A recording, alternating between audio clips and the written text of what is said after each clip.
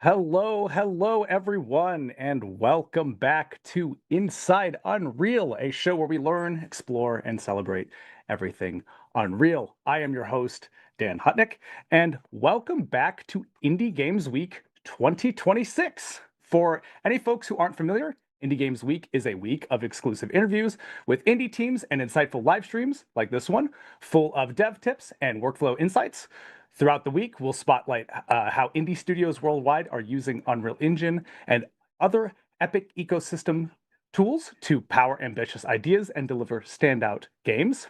Plus, the Fab Spring Sale kicks off with thousands of discounted products to help independent developers get started faster. For more information, please head on over to the feed where we have a news article dedicated to everything Indie Games Week, including sizzle reels, dev interviews, the stream calendar, and much more. We are live today with a wonderful stream planned for you, and be sure to check back again tomorrow and Friday. And today's Wednesday, right? Thursday and Friday, we have multiple streams prepared for you for the rest of the week. So please check back for those. You can also reference that article on the newsfeed, like I said, that will break down those sorts of things. We also had a stream yesterday that was very interesting, very cool. We had some folks from Deep Field Games and Vaulted Sky Games, as well as Epic Online Services, to come and talk about how EOS helped power these games to let them deliver the goal that they were going out to achieve. So please check that out. It was a really fun session. We had a great talk. Definitely worth checking out. That is available on VOD format, so you can go and check that out, just like today's will be, and tomorrow's and Friday's as well. Lot to cover there. With that, let's actually jump in to the show that we have for you today. We have some wonderful guests from Timberline Studios coming to talk about Beastro. So let's go ahead and get them all introduced. Let's start with Lindsay. How you doing? Good. Thanks so much for having us. So we're all from Timberline Studios. I'm Lindsay Rostel. I'm sort of the game director and one of the founders of the studio, specialize in writing and producing. And we're excited to share a little bit about how we've come about making Bistro and what tools we developed, and we'll dig into that in just a minute. Nathan, you want to do yours? Yeah. Hi, I'm Nathan. I'm a co-founder of Timberline Studio, and on this project, I've primarily been doing um, tech art, animation, uh, helping to build the theater. I have a background in theatrical stuff and moved over to games, so good for me. Awesome. And last but certainly not least, Brian, how are you doing? I'm doing all right. Thanks, Dan. I'm Brian Pulowski. I'm tech director at Timberline Studio. I get to do all the fun stuff and the frustrating stuff. So, everything from continuous integration, engine upgrades, all the way to gameplay, systems, architecture on the tech side, and, supporting all the awesome people here at Timberline with all the various needs that they have throughout the game's development. But yeah, that's me. Awesome. Well, thank you all so much for taking the time to come on and show off this game. I selfishly love it. I can't. I think we've had 3 different meetings, and every single time I gush about the art style. I think it's just so charming and fun. So I'm really looking forward to diving into this one. There's a lot of really cool things. I got a very quick sneak peek behind the scenes as we went through this, but very excited to see all this sort of stuff. And I apologize if you see my camera shake. My dog is running throughout the house and decided to just smack into my tripod. So apologize for that. He just, it's his job. He has to do it. So I'm helping. yeah, exactly. He's like, you know what? There's not enough action. We need some camera shaking here. Well, with that, I know we have a lot to cover. For anyone who's not familiar with Timberline, who's not familiar with Beastro, why don't we give like a quick synopsis, quick pitch of like who you folks are? Obviously, we did a little bit there, but also the game, what we're going to be talking about today, all the sort of fun content that we're going to be sharing as we go throughout the stream today. Unmute. Perfect. Had to get this No all, worries. and you can see the preview behind me. But yeah, no, thank you so much. So Bistro, we're really going to talk about some of this puppet theater system that we built that we're going to get into, and because I wanted to get cute with it, I said a peek behind the curtains, because I couldn't help myself. The name, Bistro. All about the Sometimes puns. it just happens. Um So a little bit about Timberline. We were founded in 2018. I think officially our first game as a studio was The Red Lantern, which was a narrative roguelike experience where we really wanted to play with the idea of experiencing your journey, not your destination. And so you would assemble a team of dogs, they would have their own story arcs, everyone would have kind of their own agency over that, and then sort of the randomization of what may happen in life when you get in these various encounters. And really, that all kind of harkens back to our mission, which is to focus on games that blend genres in vibrant and unexpected worlds. So, like, Red Lantern's very much that, right? Like trying to play in this survival roguelike, but really pushing it's a story game. But then also being like, okay, we haven't spent this much time in happy Alaska, I guess. There's like dangerous stuff, but really kind of hitting those magic hours you get when there's not a lot of daylight and it lives in these purple hues and things from there. So we wanted to really play in that space. And that also kind of takes us forward into our next game. We grew a little bit as we made Beastro to about 13 people and we started to put together this. I threw a curveball dance. We're going to see if this social trailer I just pulled up works. So let's give it a go. Let's do it.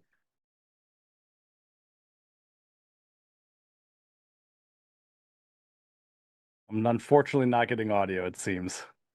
We'll just it's pleasant music. It's pleasant, cozy music, done by our good friend Joel P. West, who actually did the score for Shang-Chi and a couple of other things and some Chef's Table. And that was why we reached out to him, is to get some of that Chef's Table energy. Perfect. What I'll do is we have a link to the trailer. I'll throw that in chat for folks who would like to enjoy that beautiful music that I'm sure is accompanying this lovely trailer. Yeah. It's the curveballs of me at the last minute deciding like we should maybe do this. No, it's all good. It's all good. I'm throwing that in chat now for everyone. Feel free to check that out.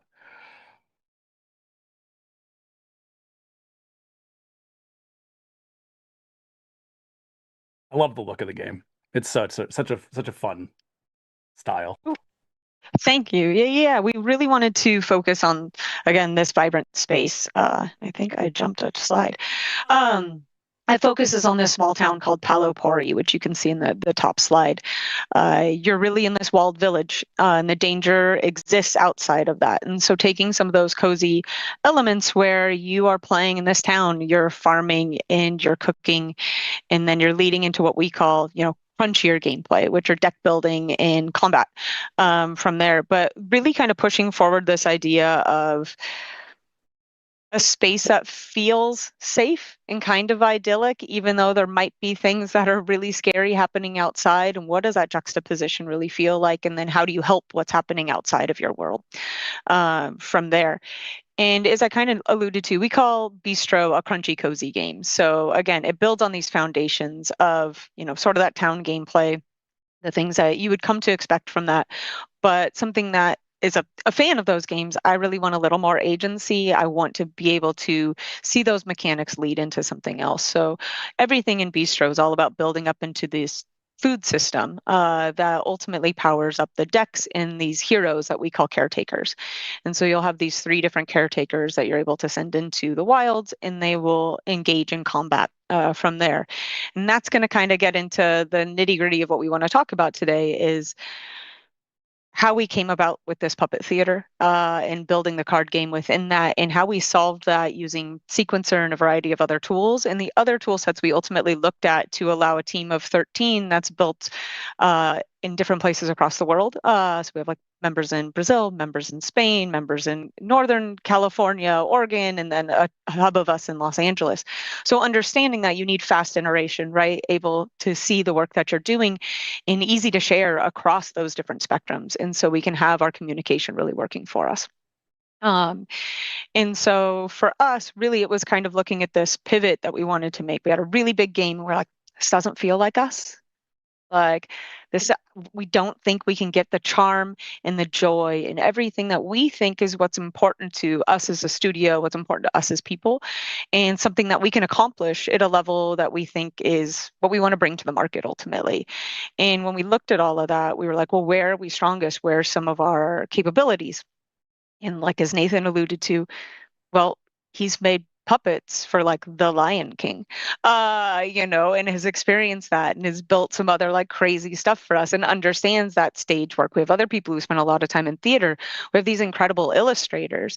And so it kind of was like, well, maybe the way we can make our game shine is to just lean into all these skill sets that are a little bit different. And while we're blending these JRPG and card combat things, let's make it our own. And that allowed us to really kind of change the scope of the game and then focus from there. But when we kind of had this idea for the puppet theater, we really were like, ooh, how do we want to do this? How do we want to support this? Because we knew we needed a system that allowed us to have fast iteration, instant feedback, so we could see what was working, what wasn't working, were the animations hitting, and also provided us with a tactile feel. And so something that the guys will get into is that we built a 3D puppet theater with some of the rules that you would apply for actually building something in the physical space, so we could play with those mechanics there, but also still utilizing the magic of computers, like using an expression system. So we have multiple puppets and we can magically flip between, 10 different puppets for a character versus just like one. But really, as we kind of approached this and approached our tools, we knew we needed this creative freedom, right? We wanted to be able to take advantage again of the ideas that we had. So we kind of started with like our out there ideas of like, well, what if cards could catch on fire? And what if this character had a removable sword? And then built towards those ideas and then leaning on those team skill sets of like using 3D animation. We're not like a graphic design UI house. Like obviously this game has a lot of it, but like some teams would lean on that. That's not where our skill sets are. So we leaned away from that and went towards this 3D setup. And then we knew based on, card and JRPG elements, it needed to be combinatorial and it needed to be able to handle various scenarios that we could expect and not expect, and still work correctly. And so allowing us to build these, base foundations that then we could combinatorially apply to support everything else. So that kind of leads me into like really the crux of all of this is like we didn't want to work too hard. Games are a lot of work, and we needed to be smart about how we approached that work. And so we kind of put our heads together, and Brian and Nathan really did a lot of the heavy lifting to figure out a way to build a puppet theater that would allow us to support all of these different systems and go from there. And they'll also dive into some other tools, but like that's kind of like where all this is kind of coming from and where our decision process came to. Is like, here's where we think we can do this. And here, being a small team, it's really like 1.5 animators, right? Like Nathan does tech art, and then we had a different animator handling the 3D. So Nathan had to pick up all the puppet animation, and like that's a lot of work. So how do we balance that? All right. And so with that, I'm going to hand it off. But if there's any questions, we can hop into those or at the end. Yeah, and actually, it's a perfect segue as we transition to the demo here in a second. For anybody who has questions for the team, please keep it with regards to Timberline and Beastro. Put in brackets question followed by your question, and we will gather those up and ask them to the team throughout the show, probably mostly towards the end of the show. But if there's anything that's relevant to what we're seeing at the moment, we'll try to get it to them at that point. If you have any other general questions, any other feedback, any sort of thing that's not directly related to the topic at hand, please head over to our EDC, the Epic Developer Community, where we have forums and a bunch of resources there, including our documentation that can hopefully help answer some of those questions for you that are more outside of the scope of this specific demo. But with that, Nathan, I think you have a screen share. Are we ready to jump in? Yeah. Let's do it. If you want to maximize my my camera real quick, we can start with stuff on paper. And just to give credit where it's due, David, our designer, came up with the puppet theater idea and early on, and I started doing some sketches. And so I just happened to find this on my desk. Here's like the very, very early, here's what maybe our puppet theater and the map and all that stuff looks like. So there you go. We'll see how that translated to Unreal really quick here. So if we want to flip over to my screen share. Let's do it. I'm just going to jump right in. So what we're seeing here is our test gym, where basically you can do everything possible in the game that's interactable.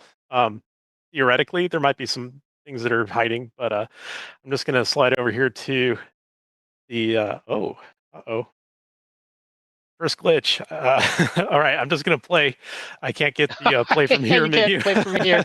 That's so funny. Oh no. We made the interface bigger, so it shows up better on stream. But Hilarious. anyway, I'm gonna go over here and play Adventure, and this is our debug, so I get to choose what we're gonna do. So let's go to the Umami world. I'm gonna play as Alan, and we're gonna use our default deck.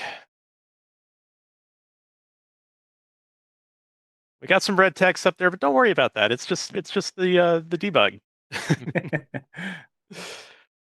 I'm going to go over to our boss fight because it's got a cool kind of introduction sequence to it, and show a little bit of combat.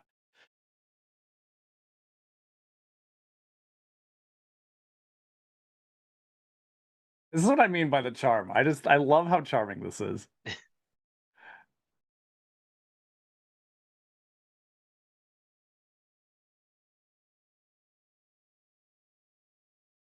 There he is, the Frog. It's great. Cool. So I'm gonna knock his health down real quick. You can see here's an attack happening.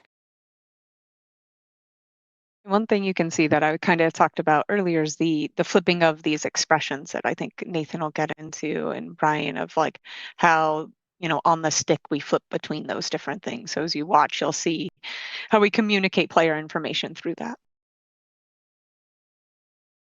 Yeah, and I commented on this when we had one of the tech checks before the stream today, where I love, again, I'm going to use the word charm a lot, but just the character and charm that comes with this. Like when right there, when the Farag does that tongue attack, you could have just changed the whole asset for the frog and had the tongue go out, but to have it be two additional stick drawings or whatever that come and move independently is just a little detail that really adds a lot of character to the game.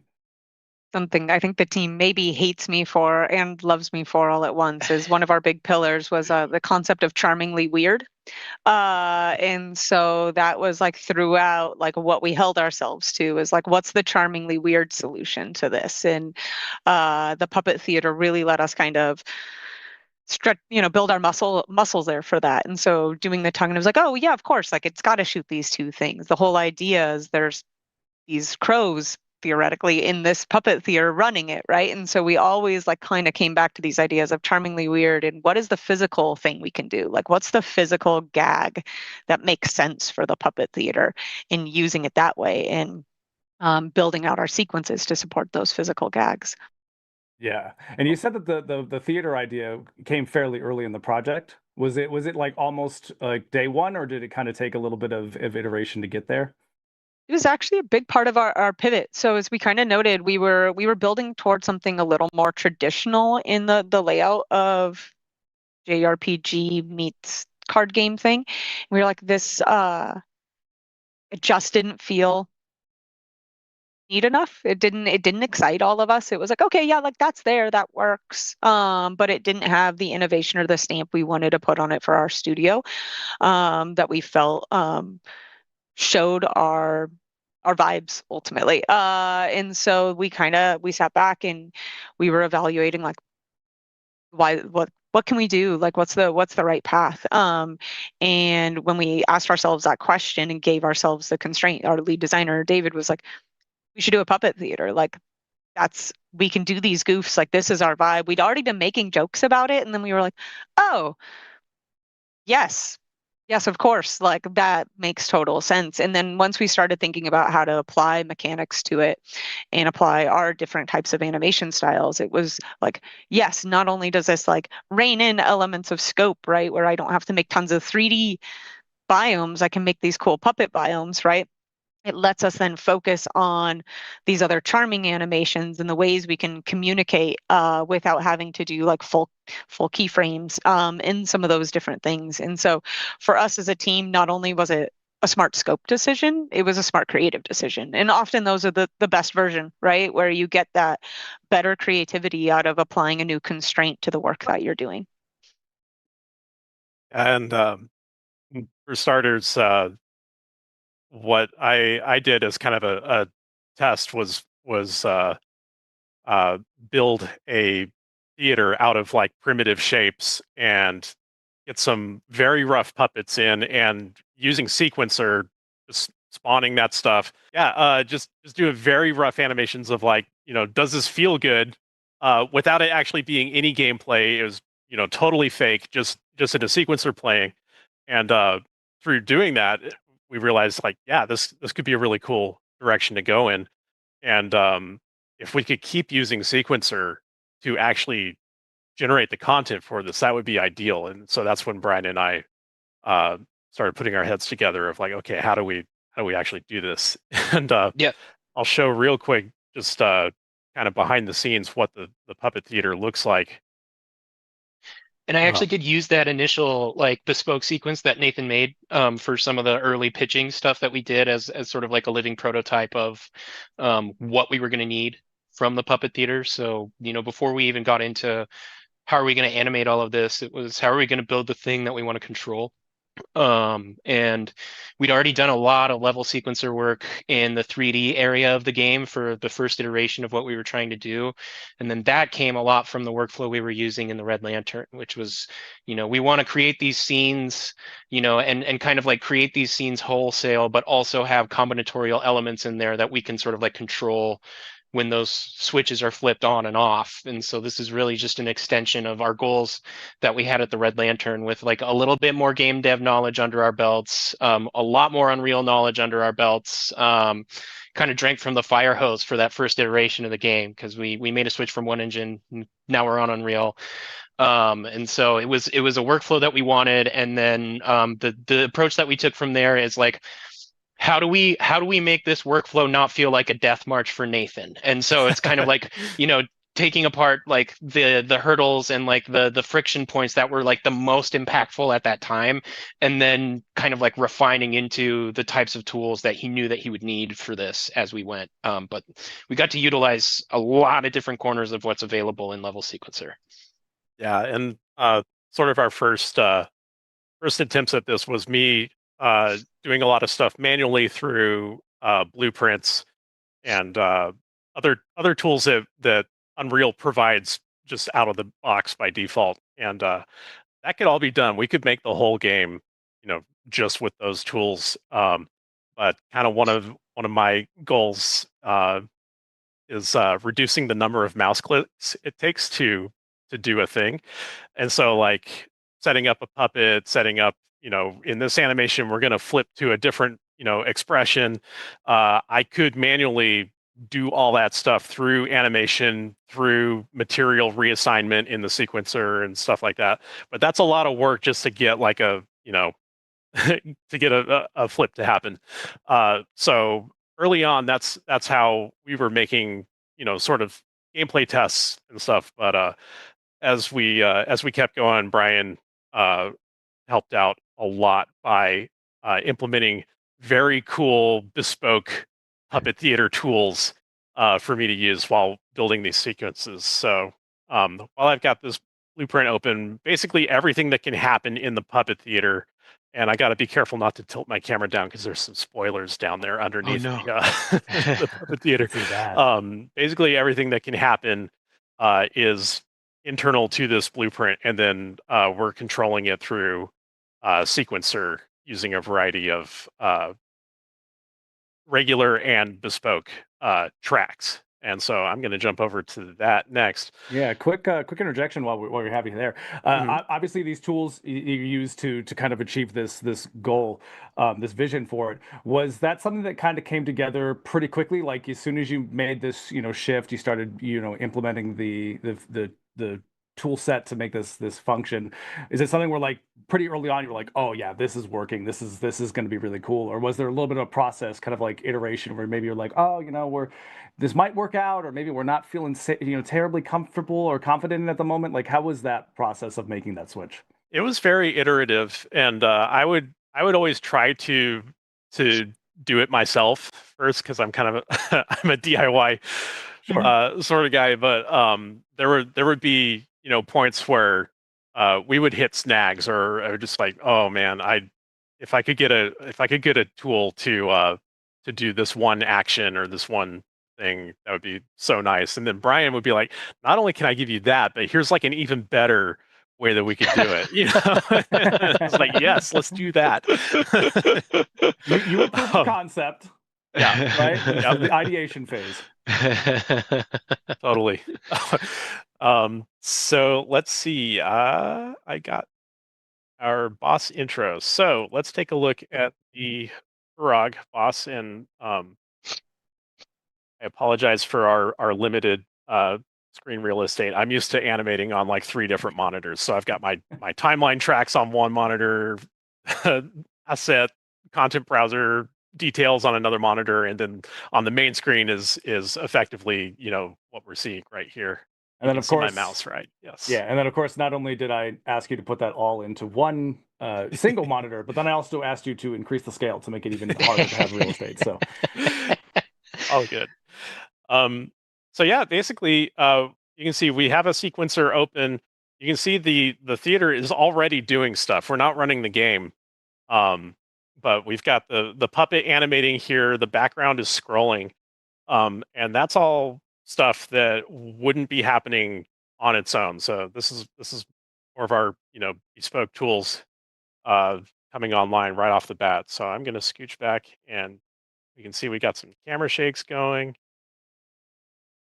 So I get a live preview in editor of pretty close to what we're going to see at runtime. And the way that we build these is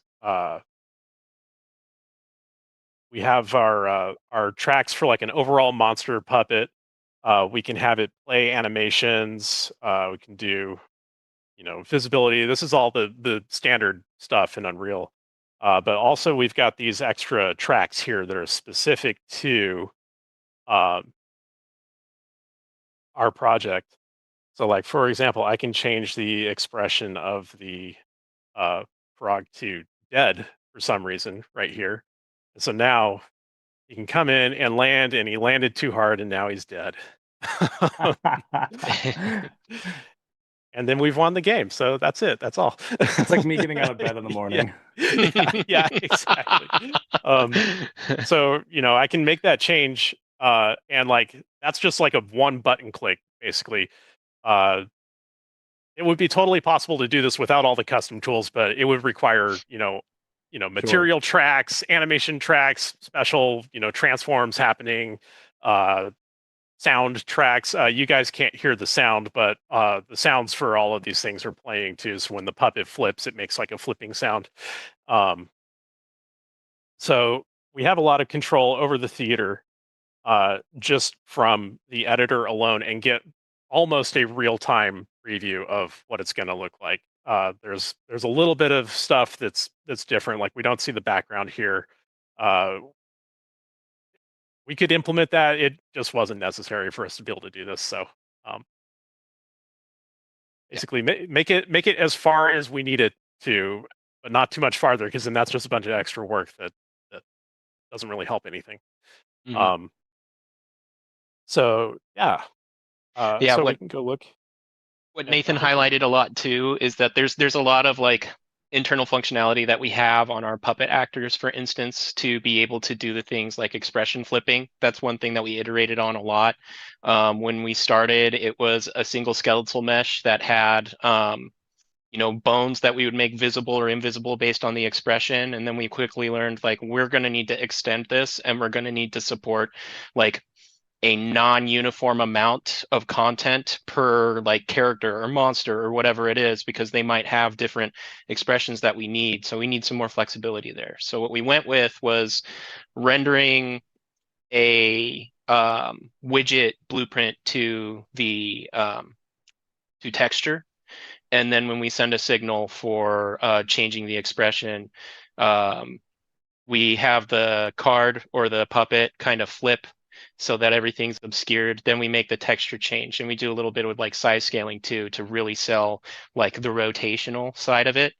But all of that is stuff that we were able to build inside of Unreal with the tools that we were given. Being able to tick in editor is really helpful so that Nathan can get a lot of the functionality that he needs to see inside of Sequencer. And then from there, like the level sequencer side, I kind of looked at it this way, which might be incorrect. So I apologize to folks at Epic who like live and breathe Sequencer all the time. But the way that I look at it is like a very extensible like signal framework. And so it's like it's highly animatable. You can send signals to like start animations, you can send signals to other actors. And so once you have the connective tissue set up on whatever thing that you want to control or whatever like state that you want to control inside of sequence, it's a really nice way to sort of like handcraft how the game is going to behave. So now we're able to like hand tune per animation when different events for UI and combat fire off, because that's going to have to happen at different times per animation. And then there are some tools that came online that I'll talk about later in 5.5 that is going to solve the question that a lot of people might have, which is like, what the hell is this doing to the permutations of content that you need to have for this game? And like we were able to leverage a solution through like a brand new thing that Epic brought into Unreal as of like 5.5, and we've grown with it. But it's been a helpful way to like kind of like retain the framework and the workflow that we wanted, without having to come up with a bunch of like kludgy workarounds to do it. So, back to Nathan's thing, let Epic take care of it for you sometimes is like a good answer to have. Yeah. Yeah. Yeah, that's probably a pretty good segue. I'll real quick. I was doing it in the background while Brian was talking, but I just wanted to show a couple more things. We have control over the stagecraft itself, so not just the puppets, but what the stage is actually doing. I can open the stage, close the stage, adjust lighting. Sometimes we do like different spotlights for special effects and things like that, which we'll get to later. But we can even use like while we're walking, the stage has a nice scrolling background thing, and then when he stops walking, that's actually me changing it to a pause. Enum here in this special thing. I can also change the region that we're in for some reason if we want to. We actually do use this. But, whoops, not that one. So we can start, this animation in Umami and then change it to Sweet, if we want to. I don't, we probably don't want to, but there's a lot of power embedded in this thing, and it's if people are getting this across, it's so easy for me to use it. That was my takeaway just watching you do this. Like you were changing permutations and things were just, not to say the line, but like it just works when you're setting all this sort of stuff up. This feels like it was probably a reasonable undertaking in the beginning, but it clearly looks like it was worth it because Yeah. this is extremely versatile so far. It was an effective time investment because like very quickly when we started making this game, we realized as we hit like full production on this version of the game that like we're going to need to make sure that like the art and content generation side of things is as frictionless as possible in order to match the amount of combinations that we need to match for, being a card game with emergent gameplay that happens based on like effects and things like that.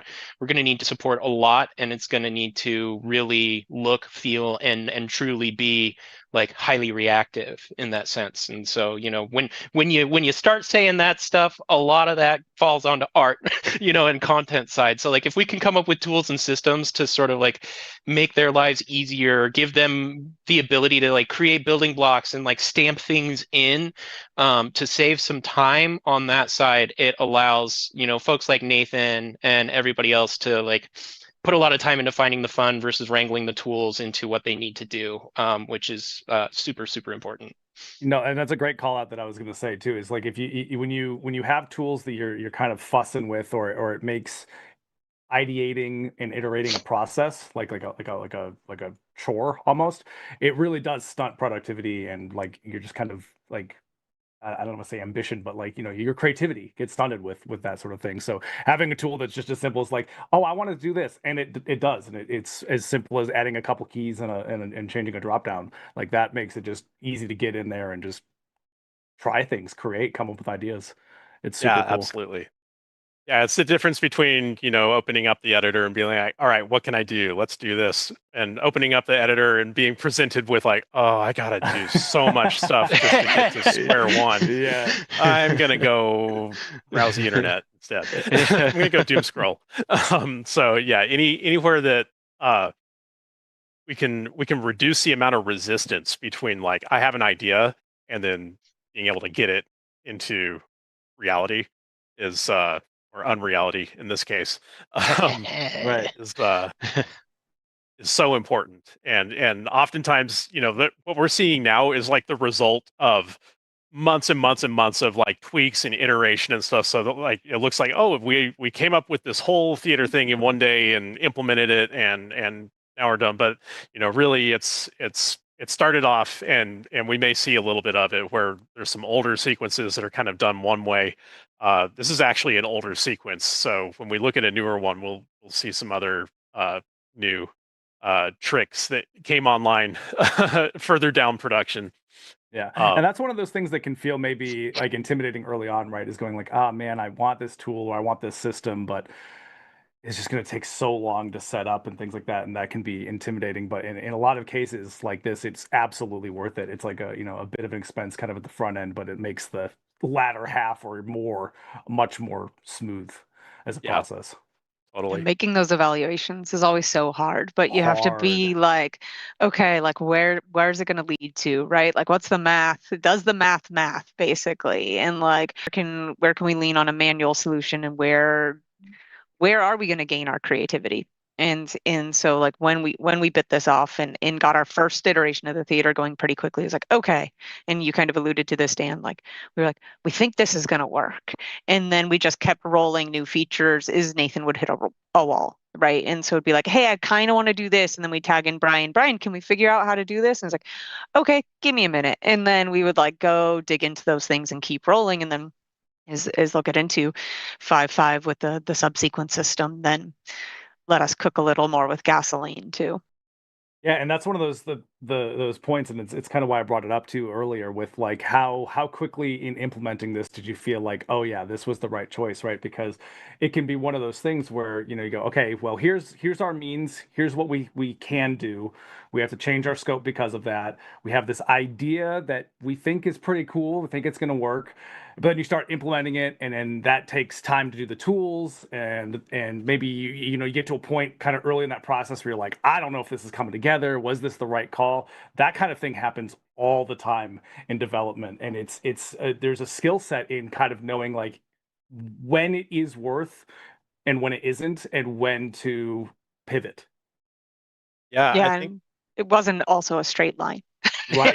Like It when really we switched is. to this, we were like, it's working well. And then we are like, oh no, it doesn't work at all. And then it would be like, no, it works again. And then it was a lot of that. And we were like, we think this will be fine. But I think we all had a couple of crises of conscience at a couple of moments with the theater where we're like, uh-oh.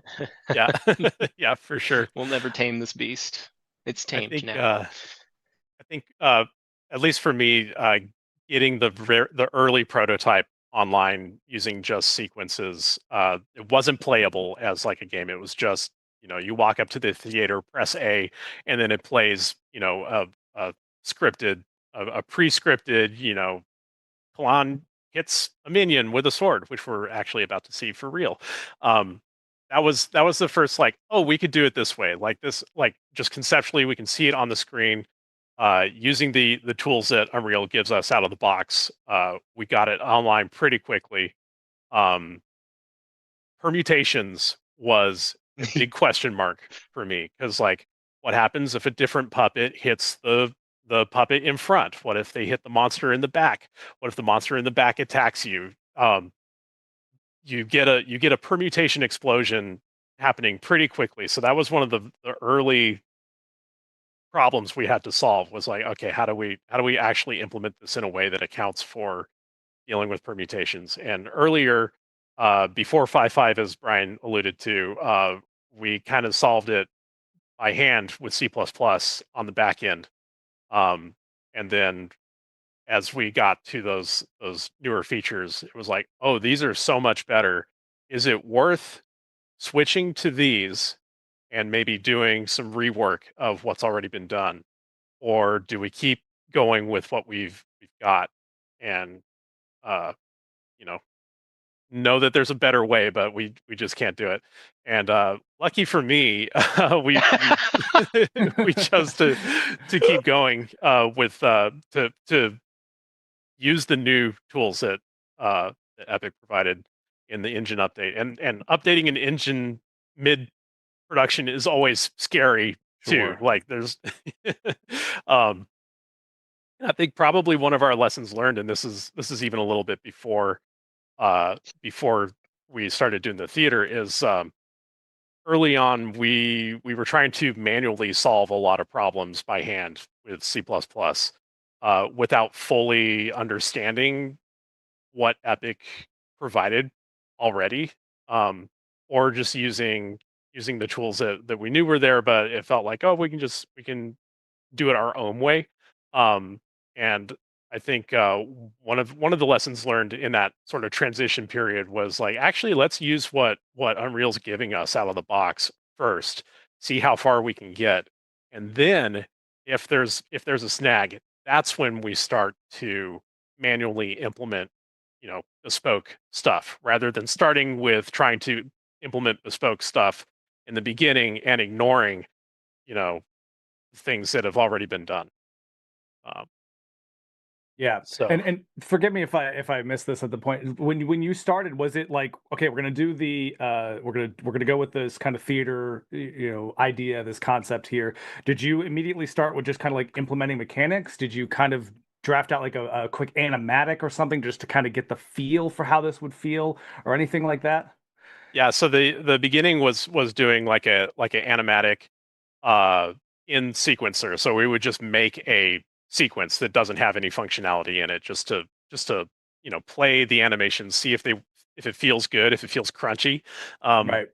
and then once that was feeling good, then we could take whatever assets that we already made as that like animatic test, and then implement them, the for real way later on, once more of the systems were online, Yeah. to get that working in gameplay, and being able to just do that in Unreal right from the beginning was super nice. Uh, Yeah. And that's just a good tip too for any devs if this is your kind of first project or anything like that. Sometimes, not trying to get the end result from the beginning is beneficial, right? If you maybe want to work on something that's like a little more quick, iterative, let's just get in, let's make sure that this even feels worth doing before we put all that extra time into it, because then you don't get that time back if you get to the point you're like, no, this just isn't working out. yeah, absolutely. Yep. And it allowed us to parallelize during that pivot as well, because it gave the designers some time. We knew we wanted to do a card game, and so they got to go play with a paper prototype and figure out what like the core loop of that was going to be. And while we're doing that paper prototype, Nathan and I could jam on how many character puppets do we need? Like, what is stagecraft going to look like? And kind of set up like where all the Imagineering was going to happen. And then the actual like game design stuff could happen over here. And then once we decide on how many cards are we going to need and all this other stuff, we already have a puppet system to just sort of like drop in what we need and handle animating card puppets, et cetera, et cetera. So it gave us a chance to sort of like key off of each other on in terms of like, on our end, what do we need to account for? And on their end, they're like, well, what can we do with this? So it was a fun little kind of back and forth collab there as we did that pivot. It was super fun, very rapid too. Yeah. Yeah. Cool. So I'm going to show real quick. We keep talking about permutations, so I'm going to do a quick demo of that. So right now we have two monsters and a hunter. I'm going to actually bring up our debug menu, and not only do we have nice theater editing tools on the editor side, but during runtime we have very nice debug tools. So I'm going to cheat and give myself some sweet uh, mega. 80. Yeah, there we go. Nothing better than a debug menu. Yeah.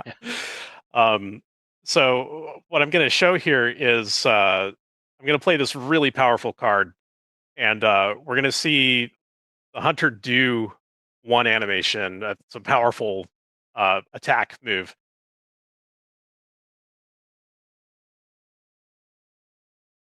Wham! Oh, So he attacks the first one, and then he attacks the second one.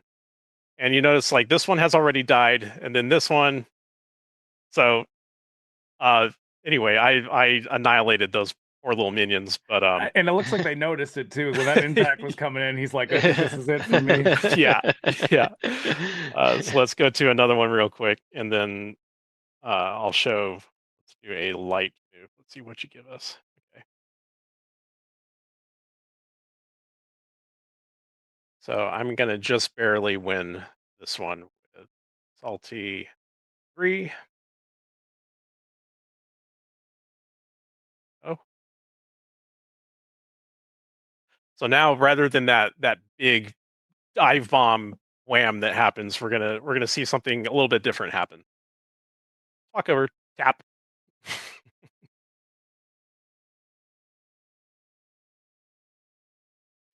So that didn't do much. Yeah, here we go. Here's a good one. So this is a case where one monster is going to get attacked, but the other one will not because I'm playing the wrong card for it. We'll see. This monster actually gets to take a whack at me.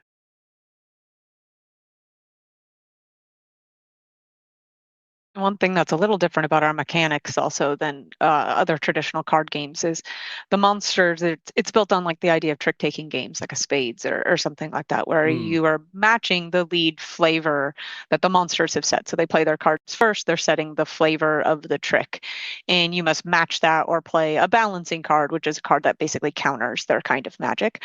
But you only get to play one. So traditionally in games, you would be targeting, right, a character and saying, I'm specifically attacking you, so we know what's happening. We're resolving all of that in one go, where your card's resolving against the first card, then resolving against the second card to determine what's ultimately going to play out for those scenarios. And so you can win against one person, lose against the other, do a big attack against one, a weak attack against the other, do special effects, or they can do effects to you. And so because of that nature of your single ability to play and them being able to respond, or you responding to them in both ways, that changes how we needed to kind of manage these permutations versus specific targeting, and gave us spaces to be able to play. Yeah. Yep. Yeah. So we used lots of subsequences. So that's where the 5/5 shiny new feature comes in, where subsequences let Nathan create these little reusable nuggets of animation content and then paste them together. And then the thing that really made this whole plan work was another relatively newish feature, movie scene conditions. So you can gate specific tracks or sections of tracks in a level sequence if they have a set of conditions attached to them. And so Unreal ships with a few out of the box. One of them, like one noteworthy one, is like you can gate a track based on what platform you're on. So say you have a game that like there's like a living room scene and they're going to sit down and play a video game together, and then depending on what system you're playing on, it's going to show that system. Like you could do something like that, or you could set performance values correctly for that scene for a certain system as well, which is probably what people use it for more often. But you can also extend that. It's highly extensible. So as long as you know what class to override, you now have a conduit into your own game state on the C++ side that allows our animators to just say, you know, if this thing is happening in the context of combat, I want to activate this track and turn these other ones off. And so that gives him a way to really handle a lot of that logic on his side in a place that's like way more human readable than if I were to handle all of these permutations on the code side. It simplifies our system. And when you watched Callan hit those minions, that was the same sequence asset handling all those permutations itself. And then on the monster side, it has just one sequence asset that it uses for however that attack could play out. And then we just need to worry about having animations for each specific effect or special attack. And it just makes things maybe a little bit easier on Nathan, just a tad, and way easier on the like complexity on the like actual gameplay system coding side too. Yeah, definitely. So in regards to those permutations, like one way that you could handle this stuff is all kind of on the back end in C++ where all of the gameplay logic decisions are being made, and then it chooses like which sequence to play out of like hundreds and hundreds of sequences. Um, that's cool on one end. It's kind of a bummer for me because then I got to make hundreds and hundreds of different sequences for each different possible thing that can happen. So with subsequences and conditionals, which I'm gonna show right now, uh, the monster melee attack, which is what we're looking at, everything that can happen, every permutation that can happen is handled in sequencer itself in terms of visual stuff. There's still some back end of like how much damage gets taken, all that kind of stuff that I don't need to mess with in sequencer. But in terms of anything that visually happens, I can account for everything in effectively one base sequence. So we are in the, level sequence monster melee base right here. And just for a very quick demonstration, uh, one thing a hunter can do is evade an attack if they have an evasion power up or it's part of their base stat. So if I leave this default, we see we're getting attacked by this minion that's in the first monster position. But let's say I want to see what happens if the hunter actually evades it. So I have a checkbox right here. I can just turn this on. These are debug editor only tracks that Brian has set up for me. So I'm going to turn that on, and you notice this this track, this section used to be highlighted, and now it's grayed out. And now this evade track one is highlighted. That's because we have conditionals on here that are checking uh, if the hunter is evading, and we can see that happening right here. These conditionals are also completely bespoke that Brian made, but you can make these yourself with the editor tool without having to do any C++. But if you do want to do some C++, this makes it go a lot quicker. So condition class, you can see we have a whole bunch of very specific condition classes to check. And I think scalability is one of like default ones that Unreal Yep. provides. We've got like very combinatorial ones, check hunter character, monster position, and if attack will happen.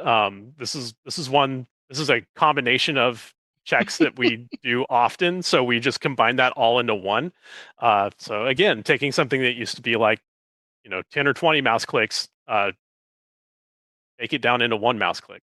Yeah. That was born from Nathan being like, Brian, I'm miserable. Brian, please help. Just combine these three things I always use together. Yeah. And so for this subsequence, we're just checking one thing if we're evading or if we're not evading. So I'm doing an invert check here. So now that we are evading, because I said so, we see we've got a different animation that plays. The hunter actually dodges the attack. And you can even see the monster gets surprised by this. He goes into a different expression of being scared after we're like, oh, yikes, what happened? And then if I change it back to not evading, you see he's very proud of himself for landing that hit. So if we dig into this, or I'll show one more permutation, and then let's say it's actually the second monster that's doing this instead of the first one. No problem. So you see the monster is starting off in position 2, and so when it's monster 2's turn to do a move, this is what we would see. And again, I'm just controlling it through these editor-only debug tracks that we have. So digging into Monster Melee Play, we've got some subsequences for which monster is it? Is it right 1 or right 2? So that's the one that's going to be right here or right here. So since we're in right 2, you can see this one's highlighted. We can dig in here and see we've got another sequence editor, sequence tracks like you would normally expect to see. So like this is where the rubber meets the road. This is what's actually being played here in this instance of a permutation. So then if I dive back out, here's the one for right 1. And then if we go out to evade, same deal. Right 1 has an evasion sequence that plays. Right 2 has an evasion subsequence, I should say, that plays. And so you can see we're nesting these subsequences inside of other subsequences in kind of a hierarchical way. So it's almost like a binary tree for all you programmers out there, where it's like, are we playing this one or this one? Okay, now we're in this one. Is it this specific thing, this specific thing, this specific thing? Just diving deeper until we get to the the final leaf subsequence that is the actual one that's being played.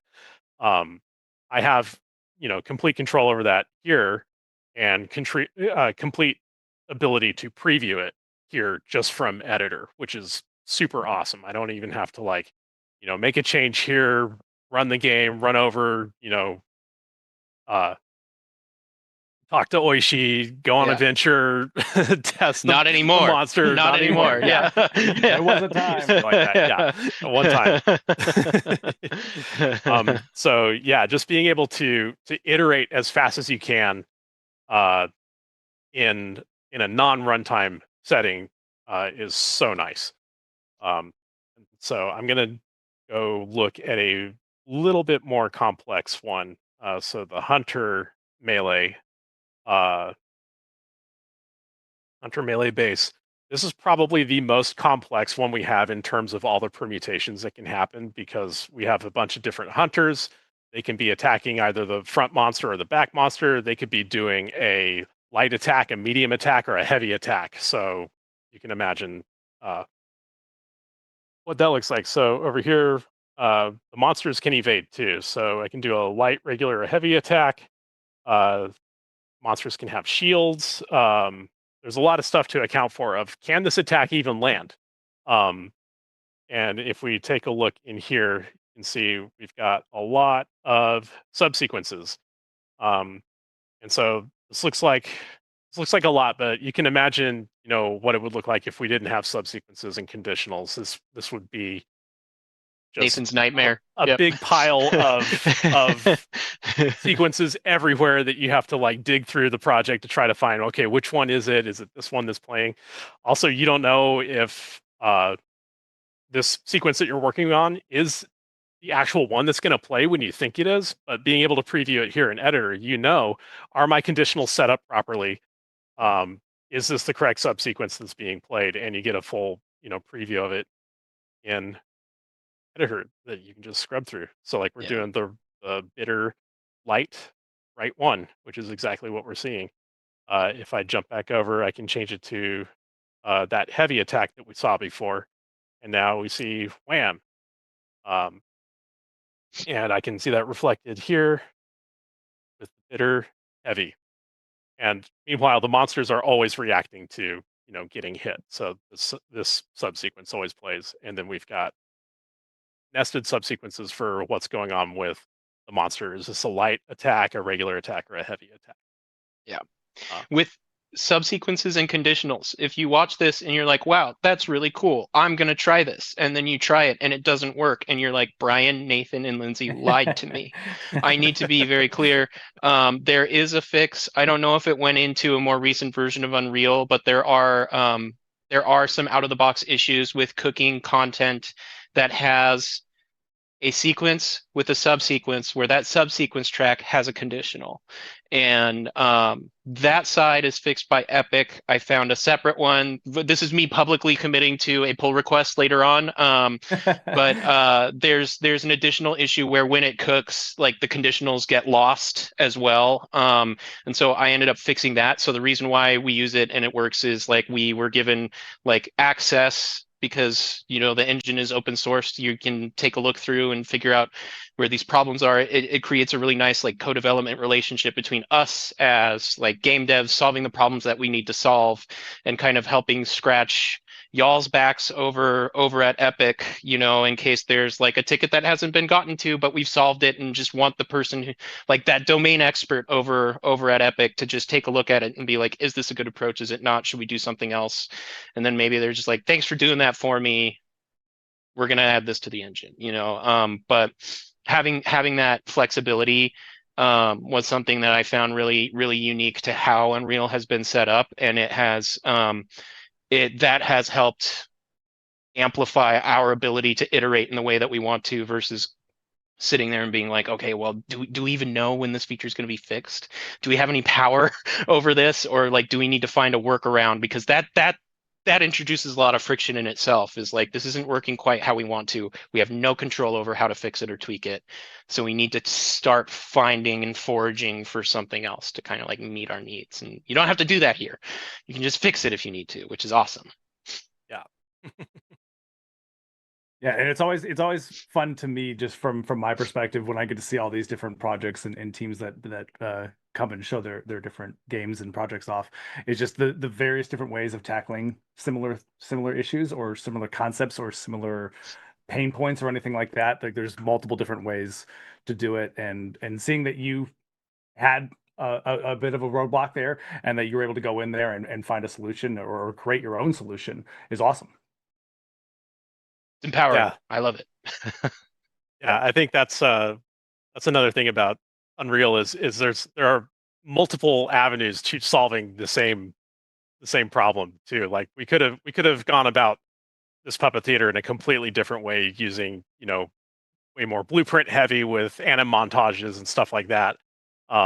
This is just the way that it made the most sense to us with the way that we like to work with, sequence editor being kind of like a uh, like a video editor, like a Like a nonlinear timeline, yeah. video editor, is really nice for us, and it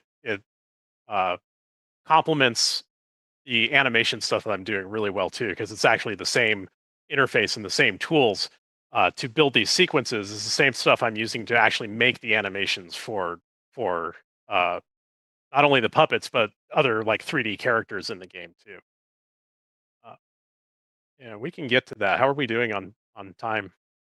Great. We're doing great. You have plenty of time. Awesome. Cool. So one more thing I wanted to show real quick is full screen here. We also have a lot of really cool just debugging tools for the theater itself. So without even like going and starting a venture proper, I can go in, our Puppet Theater debug window and just open it up from here. So here we go. Nothing's happening because I'm not in a venture, but if I want to, let's see, I'm going to do component debug. Let's debug some stagecraft and let's debug some puppets. So I'm going to put a puppet on the screen here. Let's get a monster. Use monster one. Let's do a minion. And we'll put him on stage right one. So there we go. There's a minion. Is visible. I can change the expression, so we get a preview of like all the different expressions that they can do. Power them This up. helped a lot. This helped a lot with art side because as we imported puppets into the game, the final shape of the character in that pose may not always line up in a way that obscures the tip of the puppet stick.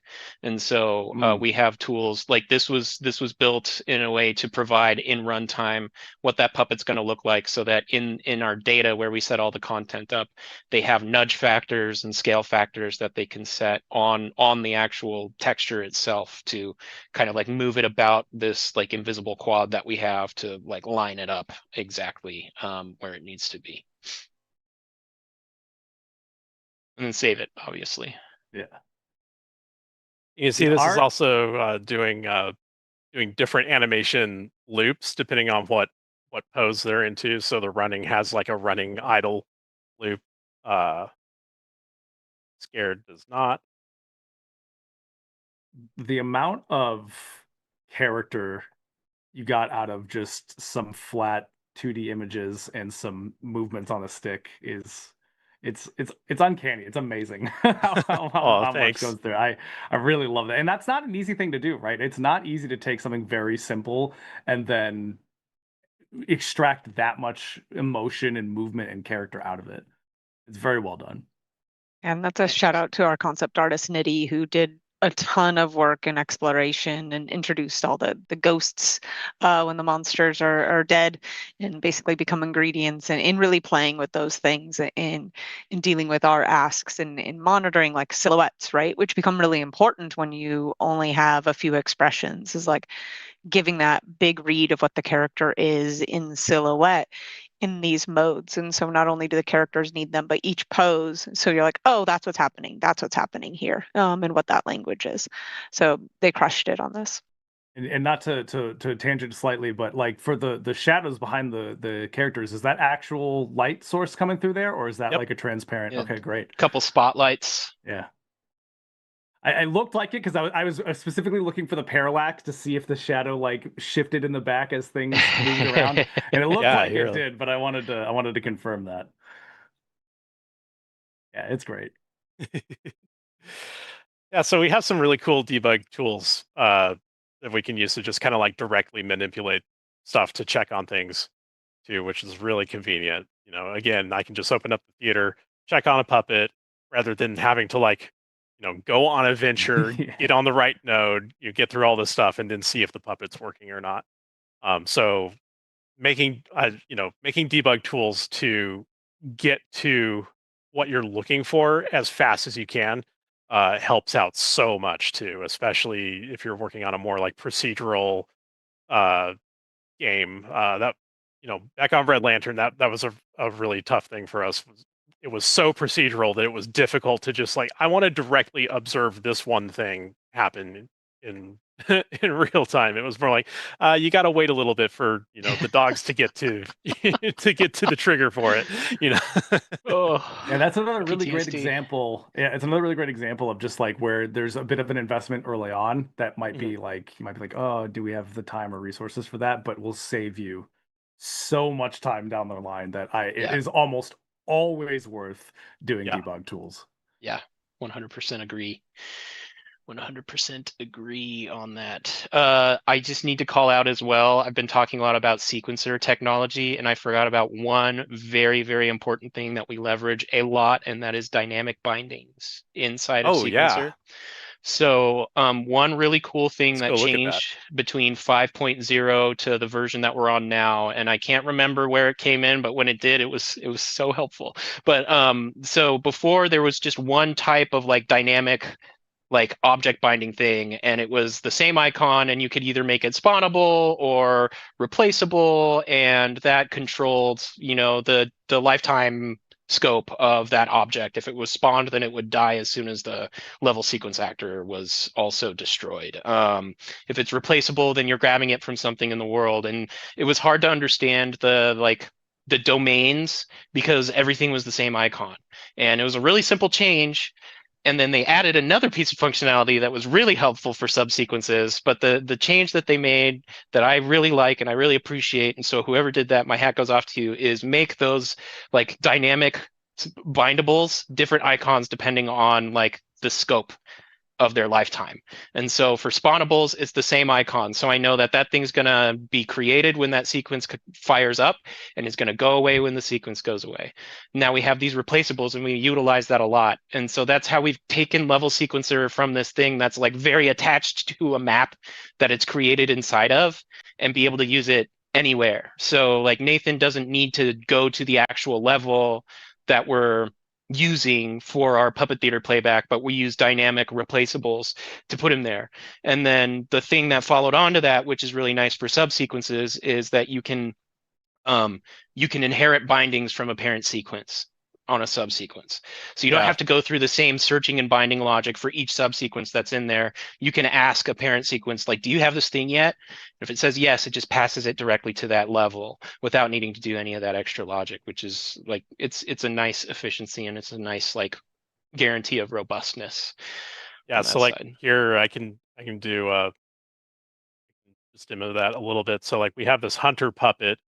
Uh this is possessible bound to the hunter puppet that's available from the theater. In the subsequences, I don't have to go and rebind the puppet again now that I've done it in the base sequence. So if we dig in here and look, um, oops, come on.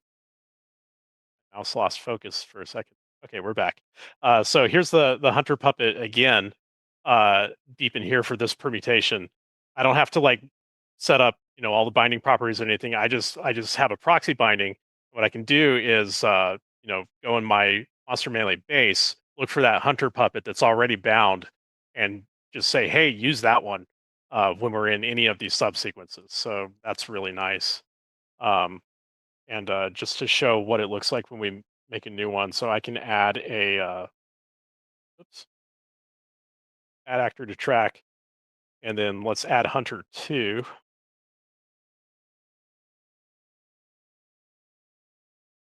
See, where are we? So now we've got this hunter 2 puppet, and you can see there's no like extra icon on this guy, so it's not bound. It's just a The standard one on the level, yeah. track, yeah. For it's bound to the level. But if I combine this or convert this to a replaceable actor, we've got these quick bind uh, options. And again, this is all bespoke to our project. So if you're trying to do this at home and don't see this, that's why. But I can say bind to main hunter, which is the one that's like being controlled, or if this is like a cinematic or something, I can bind to hunter 2.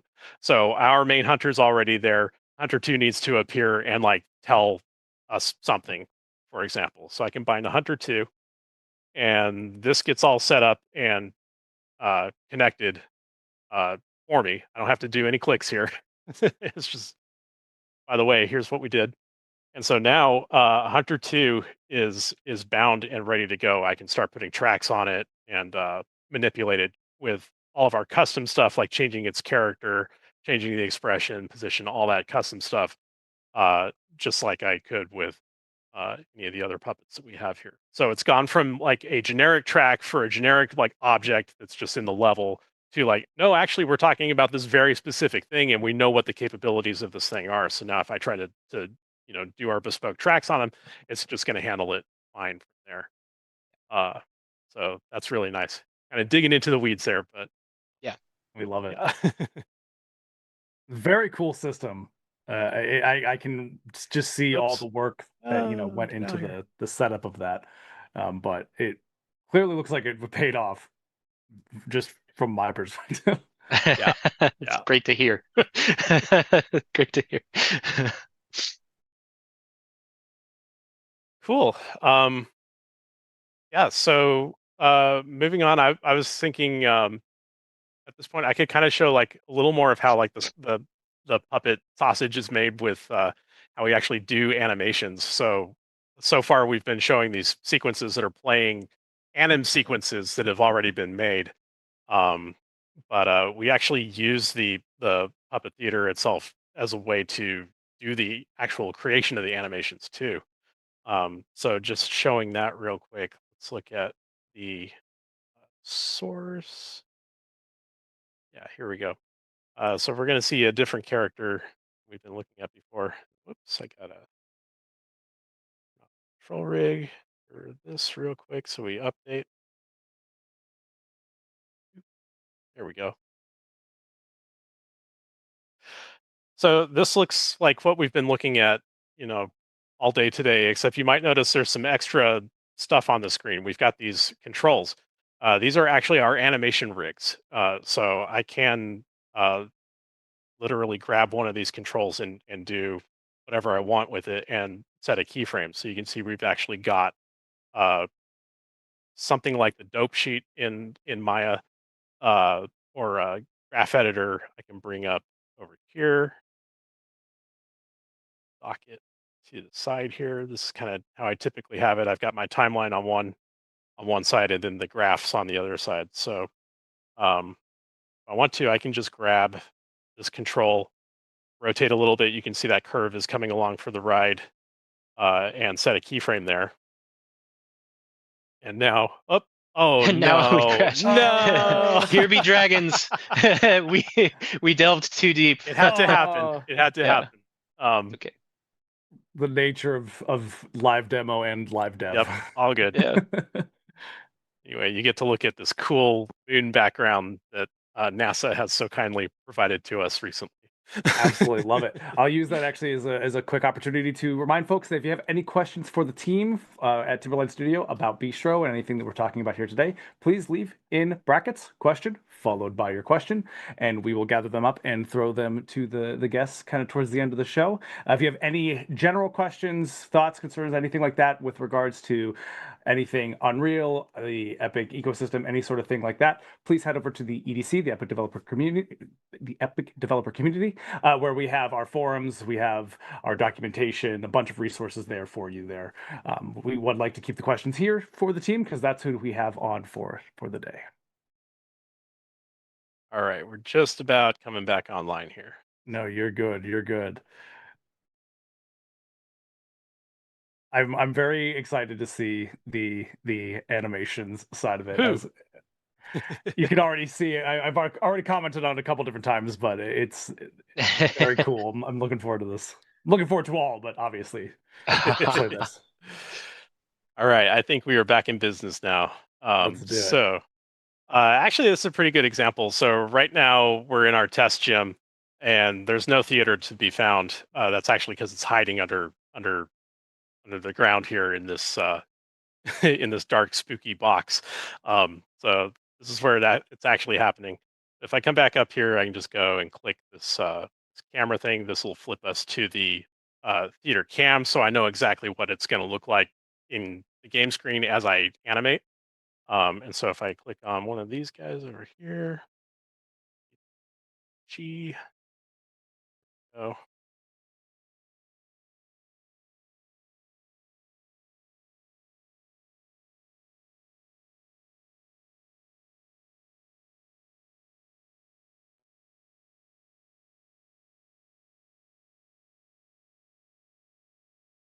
sorry, I'm struggling with this like tiny tiny interface. All Yeah.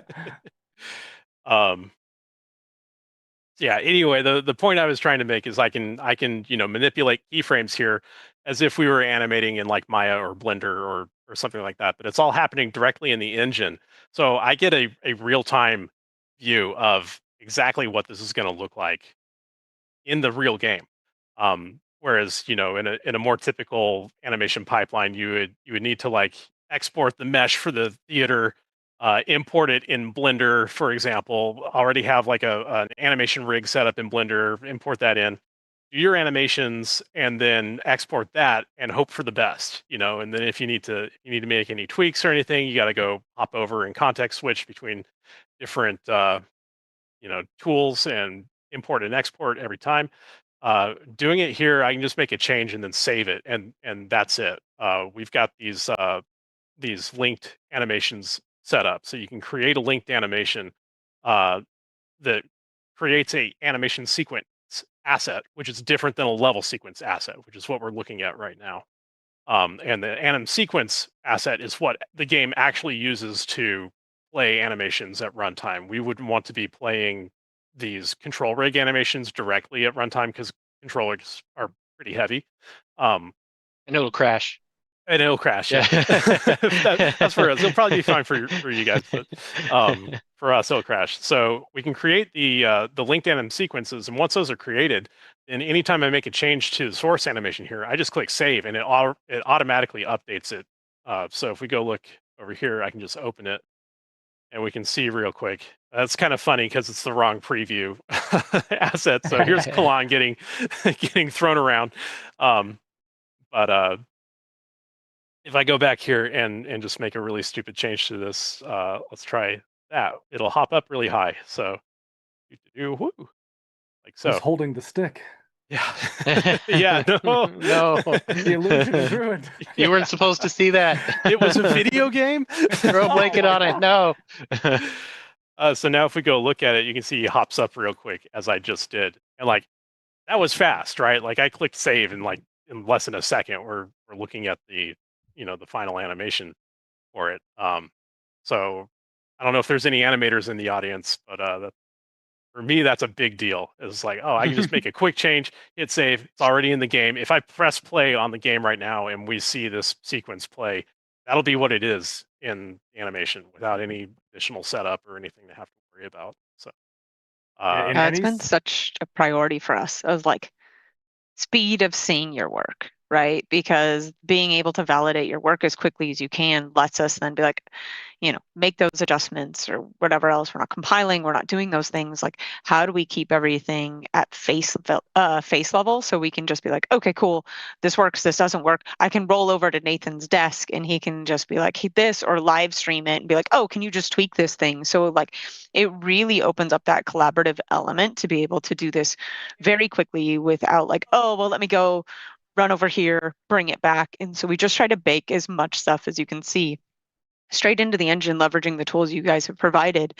so we can speed up our review process, not only the creation, but the review. I think I jumped in on someone at the same time. Oh, that's okay. No, you're good. I was just gonna say, like, the less the less time you have to spend kind of bouncing between systems and software and anything like that, the more time you can spend actually just doing the thing that you're trying to do. So Yeah. they can seem insignificant at the time. Where it's like, oh, I'm only saving like a second or two, whatever. It's like, yeah, but if you save a second to 100 times a day for 300 days, that adds up, right? It amortizes pretty well in the opposite direction if you just decide to, get that tool going to make it seamless and frictionless. There's a time and a place, right? You kind of talked about Absolutely. that before, where like you start with the really frictional bespoke thing first to understand, like, does this feel like the right direction, and then you make those investments and optimizing the creation workflow as you detect like where the pain points are. And again, I just got to take my hat off to Nathan for being like very open and like, I don't mean anything by this, but the best, but like very vocal to me about like when there is something that is like causing him a pain point in the engine, because it gives me like an immediate North Star in terms of like, what is the next thing that we need to accomplish in order to make Nathan's life better in this way. And like we do the same thing with designer tools. We try as hard as we can on the art side too. But yeah, it just what Unreal provides to us on the tech and software side to be able to accommodate those requests and those needs is like huge, very, very big throughout the whole process. And so, yeah, just jumping over real quick to the control rig editor. This is what it looks like to actually make one of these control rigs. And again, it's all happening in editor. It's with a blueprint style interface. This is kind of the more old school, like this is pretty fresh technology, but this is the old school way to do it. So I'm manually making the nodes here and hooking them up. And it's pretty simple. It's get a control, transform, apply that transform to the bone. Um, but what we get is I can select all these things and move it around like we would expect to see from a control rig uh, in Blender or Maya or 3D Max, whatever you're used to using. Uh, when we decided to go this route, I was concerned that we would be missing a lot of functionality that animators are used to having in Blender or Maya in terms of the different editors, being able to do like an Euler filter on the curves, stuff like that. Or on the rigging side, like being able to constrain, one thing to another, parent constraint, row constraint, expressions, all these things that you're used to using in Maya or Blender to make these like more complex animation rigs, so that animators have a better time than just like directly manipulating bones and setting keyframes on bones. That's never fun for anybody. Um, but digging into it, those concerns were completely alleviated to me immediately. I feel like Unreal definitely at least matches for game animation most of the stuff that we need. There's some more complex stuff for like film animation, I would say, that still not quite here yet, but you know, it probably will be soon, I imagine. Um, but for our purposes, for making video game animation with game characters, with game skeletons, these tools have been more than sufficient to get everything. We haven't had to make any concessions in terms of animation. So I just wanted to show that real quick. And yeah, just being able to animate directly into the game is huge. And if we're good on this, that's a good segue for like the one, the big thing that I wanted to show in terms of character animation. So not only are we doing this for the puppets, but all of our 3D characters we're animating 100% in Unreal. They're rigged 100% in Unreal. We've cut external DCC almost completely out of our pipeline at this stage. We still use external modeling tools for certain things, but in terms of taking a character model and building a skeleton and building a rig on it, we can do it all in Editor, which is crazy. Um, and it's a little scary because it's like, oh, you got all your eggs in one basket, but on the other hand, it's the benefits that you get from it are uh, just not to gush, but they're incredible to me. So I'm going to open up our restaurant map real quick and just kind of show what that can look like. Well, this is just another great example just to call back to that thing, right, where it just helps you save time, right? Like if you don't Oh have to yeah, bounce to other DCC tools and export and import and relink and do all that sort of stuff, it's just less time you're doing that, more time you're actually creating. yeah, absolutely. So this is our 3D restaurant in the game that you can run around in. And before for an animation pipeline, if we wanted to do like a cutscene in here, we would need to like find the relevant geometry that the characters can interact with, export that out to the DCC. When I say DCC, I mean digital content creation tool. So like Maya or Blender or 3D Max, typically. Um, Export that to the DCC, get it set up with like the cameras and everything, get the characters imported in there, do the animations, and then bring it back in, set it up in the sequencer, reestablish your cameras, reestablish the, root transforms for the animations, and hope for the best and go from there. But where we're at now is I can literally just animate it directly in the. Oh, we lost the office. Oh, There we little go. hiccup. They're back. Slight hiccup for a second. We're There's back. a little bit of a hiccup. Okay, cool. We're good. My computer had to struggle to bring this up a little bit. So right off the bat, I can switch to the camera. But you can see we've got Panko here as a full animation rig that I can just do whatever with. Undo that. Um, we're using the MetaHuman interface for doing the facial animation.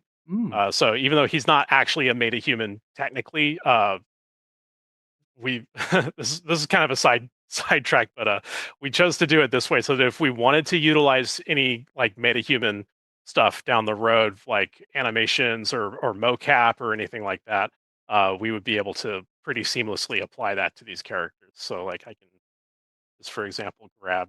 Sorry, this is really difficult on tiny screen, but Pixel hunting. yeah. Can we see it? So you can see I'm like controlling his eyebrows, with this control. Uh, That's super cool.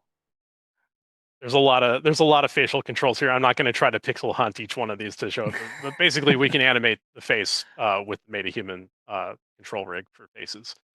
Um, and then this is a good example of like this object is not part of his rig, so being able to parent constraint the object to a control, a prop control on his rig, and then that prop control is furthermore constrained to the IK control of his hand.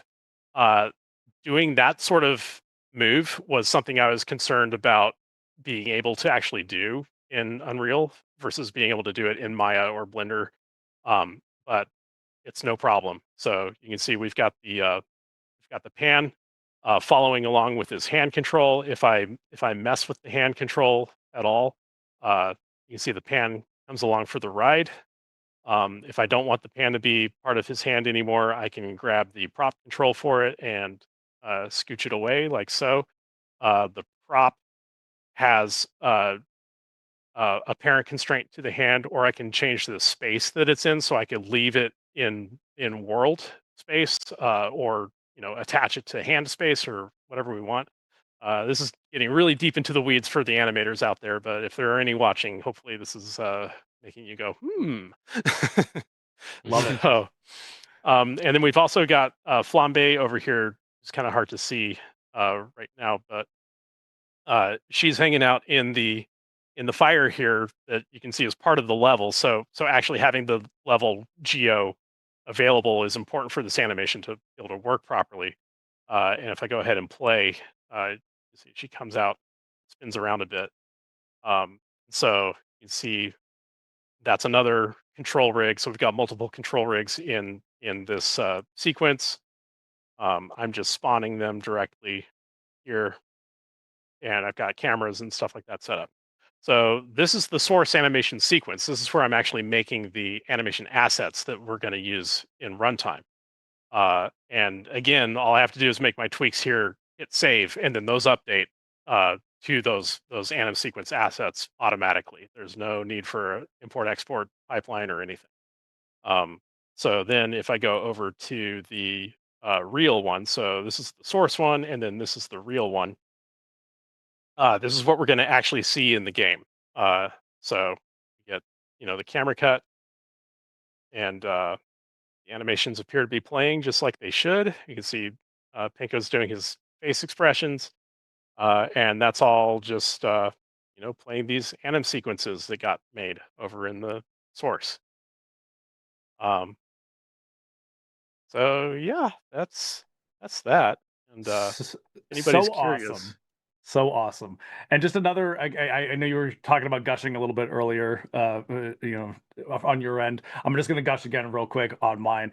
That is such a fun little clever idea to have the character come out and like spin around the thing and be the fire. Like it'd be so easy to be like, hey, we have this fire character. It's going to breathe fire underneath the pan, and that's how you're going to cook the thing. But to have the character come out and interact and do a fun twirl and stuff like that, it just little details like that go such a long way. I yeah, love it. nice, thanks. And so then I'm going to show probably our most complicated character in the game in terms of the animation rig is uh Thea here. So she's got wings. She's got a Anybody backpack who's thing.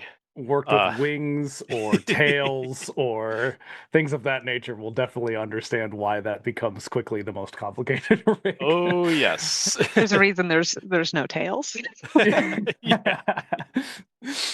Um so you can see we've got this big stretch idle breakout uh that she does. And basically, if it's, I don't know if you can see it well in the stream. As I'm scrubbing this back and forth, there's like there's dynamics happening on the feathers of her wings.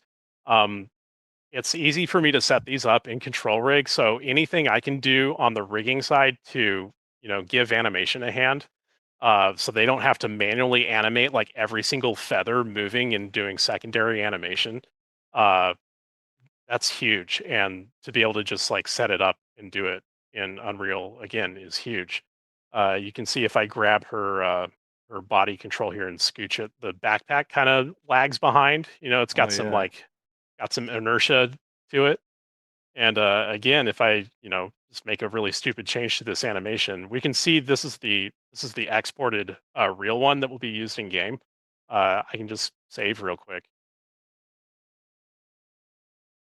And now that one is doing the stupid thing too. Mm. So that's how fast it is. If you want to make a change to the animation, you just change it on the rig here, hit save, and then you're done. Like that's what it'll be in the game. Yeah. Um, That's always a good thing to have, right? Like that cuts out so much time. yeah, and some more complex rig stuff. I've got some. We can change uh, poses for like open and closed wings. This one's got like a grabbing hand pose, and these are actually completely different meshes.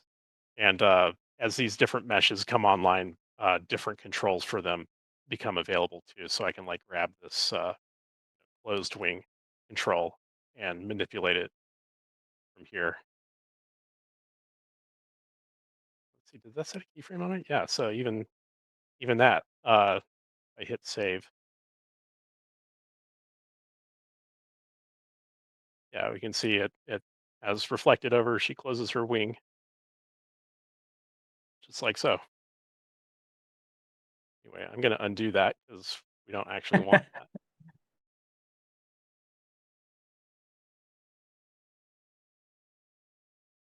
Oh, Nathan, one thing, if it's easy to load still, that would be really cool to show is an effect in the context of the puppet theater and how we use lighting in the VFX Oh yeah, to totally. support that. So in the sequences, we not only obviously are managing the animations and the animation of like an effect happening, it also lets us set up changes in the lighting to communicate what's happening using stage lighting techniques and VFX from there. And then we'll utilize notifies to also change like materials on the cards ultimately. So we have like a mechanic with this one creature. If you, I assume, head out to Flamatito, which is the Yep, easiest that's where one, I'm going. um, which is one of our minions that has eaten a Flamato and gained fire powers. Because why not? Why not? Can shoot a fireball at you. Which it'll demo here in a second in its little intro. And that fire, when it hits you, will burn your card. So we use that fire puppet in front of your hand to kind of obscure what's happening. It comes down, your cards are burned, their values are cut in half. But if you have sweet cards in your hand, they caramelize, and so they get a different material applied to them. And so that lets us kind of look at like what's happening from there, being able to also again utilize the physicality of the puppet theater physicality conceit of the cards, right? So like they're getting burned, they're getting caramelized, they get soggy, they get sticky, like playing with those kind of funny things. So the effects can exist in both spaces. But like we used again a combinatorial system of like projectiles versus mortar, arc, parabola, like kind of throwing elements or other variations, and then we use those as the foundations that then Nathan can tweak to do more specific. So you're not starting from a blank sheet of paper, you're starting from like a rule set, which makes it even easier.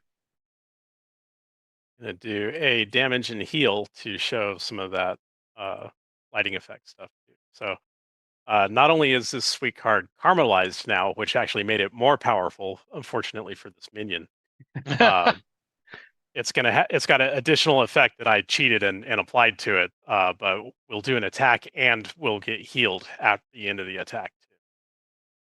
Let's try it.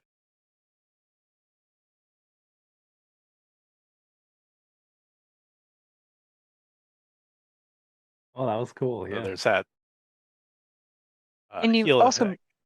might have noticed in here too, we've implemented like a sign system that's reactive to the things that have also happened in the game. And so Brian built out the sign system with the design team to be able to help communicate, nice work, a little Mortal Kombat inspired, Mortal Kombat meets Wile E. Coyote inspired. But to be able to have those different things pop up to provide other context, or provide the idea of like when it's your turn, can you enhance a card here? And so all of that's still keying off similar systems of like when those are signaled again to fire off, which kind of sign should be coming in here, which kind of sign should be coming in here. So we wanted that to again play on that physicality, play on that combinatorial nature, and go from there. So like Nathan hit a big belly slam, so he did the heavy attack there, and then it'll say a different kind of sign to help reinforce that player behavior. Love it. So it let us be playful, and I think that like as I kind of tried to hit at the beginning of the session is being mindful of not only your end goal, right? Like the weird thing we wanted to do, and Flamatito was pretty consistent with the weird thing we wanted to start with. We built out a video, right? And it was like, let's just make a video that has no gameplay of like, where do we want to get to? And then it was like, is this approachable? And then Brian's like, yeah, I think I can do this. And Brian and Nathan put their heads together and we find the path. And then we find barriers, right? And we've talked about like how we've done a couple of engine upgrades because the tools that Unreal was or Epic was developing in the engine were supporting actually the work that we were doing. And so we would see that and be like, oh, we need to scoop that up. That's going to make our lives easier. And so we were constantly making those evaluations.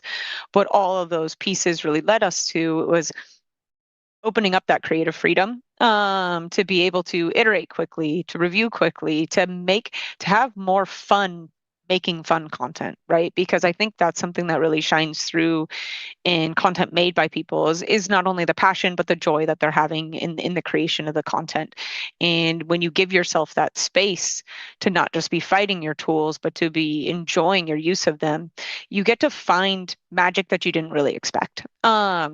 And that allows you to take advantage of these opportunities where, like, it's the old adage, it's not a bug, it's a feature. Those come up too, right? And so you have this kind of idea where it's like, oh, I left myself room for fun here, or I was just doing this. I did this stupid thing. What do you guys think? In building our systems and in focusing on really a tool-based approach to development, which, most people do, let us just kind of get in there and have a good time. Did you just go pet a Delishkin? A test Yeah. stream Delishkin? And so, um, and that's kind of throughout the whole game was finding those things. And in the same as Nathan can also like run over, there's like a mini game section to our test gym. So our designers could, and Marcelo took a lot of the lead on this, would create variations to the mini games. And so it'd be like, hey, I need everyone to play test this one. And we would just run over here and start play testing variations. Like, okay, this one has 2 big cubes, this and this. And so we'd implement these different variations for us to kind of go about. And again, it's that same idea as like, how do we make things fast for people to try? How do we make things fast for people to make? So then we can try to make as much as possible, maybe too much in some places as a small team, but that's kind of the joy of the process. And as someone once said to me, one of the interesting parts of making any game is you're the first person to make the game, so no one knows how to make it. So you're learning how to make the game as you're making it because we're the very first team to make Beastro. And so like we learned how to make Beastro as we were developing Beastro and we got better at it as we went.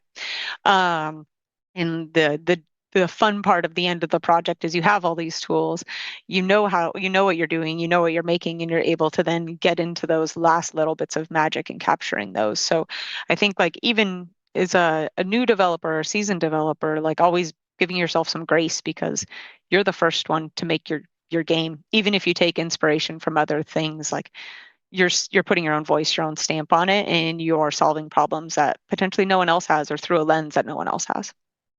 And that sort of thing can compound a little bit too, right? Because you have the instance of you're the first person to make your game, but it could also be this is the first time you've ever attempted this system or this concept or anything like that. Mhm. So now there's a first on top of a first on top of a first. So giving yourself perfect phrasing grace to try it, struggle with it, maybe iterate, come up with something that's kind of not quite there, figure it out, and then move forward. Like is really important because it's very easy to get discouraged, and then once you're discouraged, I guess I should say it's okay to get discouraged, but don't let that discourage stop you from moving forward.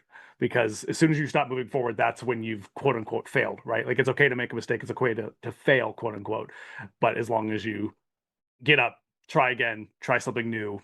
It's totally fine and a very, very common part of development for anybody. Like I know devs who've Yep. been, doing stuff like this for 27 years and they'll still have things where like I can't get this to work and I'm really annoyed. and and it happens to everybody. Yeah, we all have bad days. But I think like and every day is a bit of a step forward. Every day you're learning something new, you're developing, you're becoming a better developer as you go and you don't realize the things you're necessarily learning in the moment. But they come back and help you potentially in the future or something else that you're doing from there. And so I think there's lots of goofy stuff in the test gym that's maybe more or less hopeful, but at this stage. But like I think, again, even in our thing and in for anyone starting out, like take your small wins too. It doesn't the final product is obviously the big win, right? But like getting anything online, getting part of a system online, getting that nugget of an idea working, getting your stat counter to go up. That counts. It all counts. Like in each of those steps are what continue to get you toward ultimately that final product. And so I think like never selling yourself short on the small wins along the way. 100%. I echo that completely, especially if it's something that you're new to trying. It's something you're not used to. I have an environment artist background, so I'm very comfortable in the art side of it, but I don't have a lot of programmatic experience. So the little indie project that I'm working on my free time, like I was trying to set up just a simple thing where it's just like, all right, my character's eventually gonna have a gun, and I needed to be able to shoot. I needed to be able to track the bullets. I needed to be able to reload the bullets. And all it is just UI debug stuff that pops up as I press these keys. No, there's no animations, there's no anything like that. But just getting that to work, I was like, that's cool. Like I did that. That's awesome. And like I allowed myself to be cool with that, even though it's just some math on the background, right? But it's not something that I'm used to. It's something that's new for me. And being able to revel in those wins will help you when you start to fall into those slumps as well. Yep. Yep. Yeah, I remember when we were first checking out Unreal 5, the first thing I did was I made Pong. just with complete blueprint, just like, Yeah. all right, I'm just gonna do something really simple just to get my feet wet, and that's what I tell people when they're like, hey, I want to get into the games industry. How do you start? And I just tell them, learn how to make Pong. Like pick an engine and make Pong in it, and if you can do that, then you're on the right track. And don't try to make the big epic RPG that you've been dreaming about for 10 years for your first project. You're just going to burn out real quick trying to do that. Do something very simple first, and Yeah, or even if it's just as go from simple as there. picking a system, right, from a game you like, right? Like just like Yeah, don't make the full game, but just like, hey, I like this system, I want to make something similar to that. Just reverse engineer yeah, that. Just make that function on its own at first, because if hmm you try to do the whole thing, you're going to get overwhelmed very quickly. absolutely. I think and I think the little bit of time we have, the other thing that I think we've kind of like circled around that's also really important is finding those paths that are in the engine, your tools that you can easily, leverage in different ways. Something Brian also did, like, there's a lot of writing in this game. The characters do a lot of talking, and a lot of conditional oriented talking, a variety of things. But we set out and, we built some narrative tools that were again inspired by work we'd previously done in Red Lantern. But we looked at what was going to allow us to stay in the engine again. And for us, that was Slate. And so pulling Slate and utilizing that to allow us to extend different, actions and commands and handling our line data, and then also implementing a graph viewer because you guys are already using those kind of things for like Blueprint and everything else. So how can we, tag into that? And like, while we made some of the things on our own because we knew specific things that we thought we needed, it also doesn't mean you shouldn't be looking at fab, right? Like there's tons of stuff that we looked at when we first got started because like you don't have to solve everything. Like grab a couple of things, learn from them, and we all often do that. And it's like, okay, like what's coming in here? Like what's this? What did we miss? Especially as we were transitioning into Unreal and developing, a new understanding. And so I think like knowing where you're trying to get to, but also it's okay, like use a tool and then worry about extending it. You don't always have to start from scratch. Yeah, and to echo the fab side of it too, right? Like there's use cases for a lot of different things, right? Sometimes the fab asset is just exactly what you need and you're done and good and to go. Sometimes it could be as simple as like, well, hey, I have a very specific art style that I'm going for, but I want to be able to start blocking out levels and play testing and things like that. And pulling some assets off of the store that maybe don't fit not only your theme but maybe to each other, but they get you a tree, they get you some rocks, they get you some crates and things like that, so that way you can start ideating, because otherwise you're going to have to make the placeholder stuff before you make the final stuff, and that's time that you're spending making the placeholder stuff instead of working on the rest of the game. Yeah, yeah, exactly. And on the system side, it's, for the engineering, we have kind of this philosophy of like being very judicious about which hills we choose to die on ourselves, and really leaning into those aspects while figuring out what other type of like external tools or resources we have at our disposal to not die on every hill that we have to come across in terms of like solving a problem or engineering something. So then that helps us really kind of take a depth first approach into Things like the narrative tool, that's something that we already knew, like that hill we were definitely going to die on. We were dying on that hill already in the Red Lantern. We're going to take our learnings over here. We're going to keep refining that. This is a workflow that works with Lindsay. This is a workflow that we can continue, like, building these patterns so that like when she's writing, she has trust that the system's going to work a certain way. And then maybe we don't want to do all of this animation timeline stuff ourselves. So like, let's just utilize Sequencer. It's already there, and we have ways to, plug into that and extend it how we need. But we don't need to create a whole new combinatorial system ourselves. It's great to do that type of evaluation because I think, for me, as a software engineer, there's always a little bit of pride involved in being like, all that you see before you is me and I made it all. But like, if the studio is going to succeed, I have to let that part of myself go, and like really, really focus on the stuff that will matter and will get us ahead. Absolutely. And I think that's an important thing to emphasize, right? Like just game development on its own is like an incalculable amount of variables. And that's true if it's just you as the developer. As soon as you add other folks, then they have variables that come with them, things that they're proficient in, things that they like to do, things that they want out of the end product and things like that. The more that you add, the more of these variables just compound. And in my opinion, half of the challenge with dev is just making sure that not only is everybody on the same page, but that you're also all working in a way that maximizes everyone else as well, right? And there's going to be trade-offs. You're never going to get that perfect solution, but that's a big part of it, right? Is making sure like, hey, if, Nathan example with Sequencer here is like, yeah, could you have done that more with like some blueprinting stuff with some animation things in a different way? Absolutely. But it was easier and more beneficial for Nathan to do it with Sequencer. So implementing that sort of thing, like a lot of devs, especially when they start early on. They're just like, I just want to know the one right way to do something. And it's like, God, if you ever figure it out, let us know. Because there's no, it's just, it's not that. Like, there's so many variables, there's so many different ways to do things. And the biggest challenge is just figuring out what works for the project, what works for the team, and what works for you. Yep, absolutely. Absolutely. Do we have any other stuff that we wanted to show off here, or do we want to dive into a couple quick questions? I know we're already kind of running late, but this was so much fun, and I want to keep watching. That means a lot. Yeah, I think now's a great time for Q&A if we got anything. So.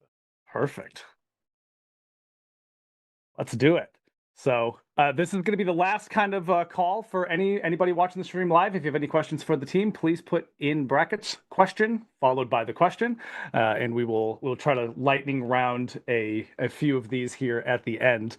One of the ones that I have to throw at you, because it's a very, very common thing as you go through this sort of process, is what would be something like if you could go back in time and talk to yourself at the beginning of this project and give yourself some advice, or alternatively, if you were to then say like, hey, we went through this whole experience, I'm going to give advice to a dev who is going to be undertaking their own project or a similar project or things like that, like what would be some advice that you'd give to either yourself or them? Very open-ended, that question. I've got a doozy for myself. I always say I wish at the end of a game production you can like take what you've made and send it back in time and be like, hey me at the beginning of the production, this is what we're gonna make. So like you can just start doing this and Yeah. get all of that out of the way. But I think for me one of my biggest regrets, but it's it turned out all right in the end, was when we first started playing with Control Rig. Typically what I would do over on the Maya side, I'm Maya animator originally, is I would start writing a bunch of Python scripts to like automate things and modulate things. So like I would either make or get, modular rigging tools to speed up that whole thing. So that's what I started doing in Unreal. Was Unreal has a Python scripting system, so I just started going to town, taking the control rig stuff and making a modular rigging system on my own.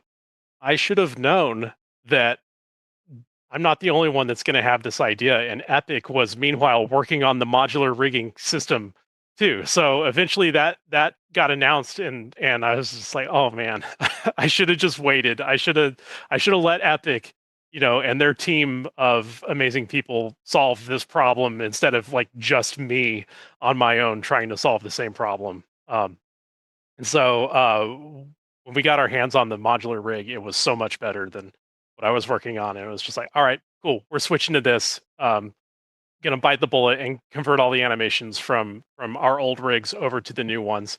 And again, that ended up not being a big problem. Like, in Blender and Maya, there are ways to like transfer animations from one rig to another, even if they're not built out of the same stuff. Same deal with Unreal. You've got the IK retargeting system.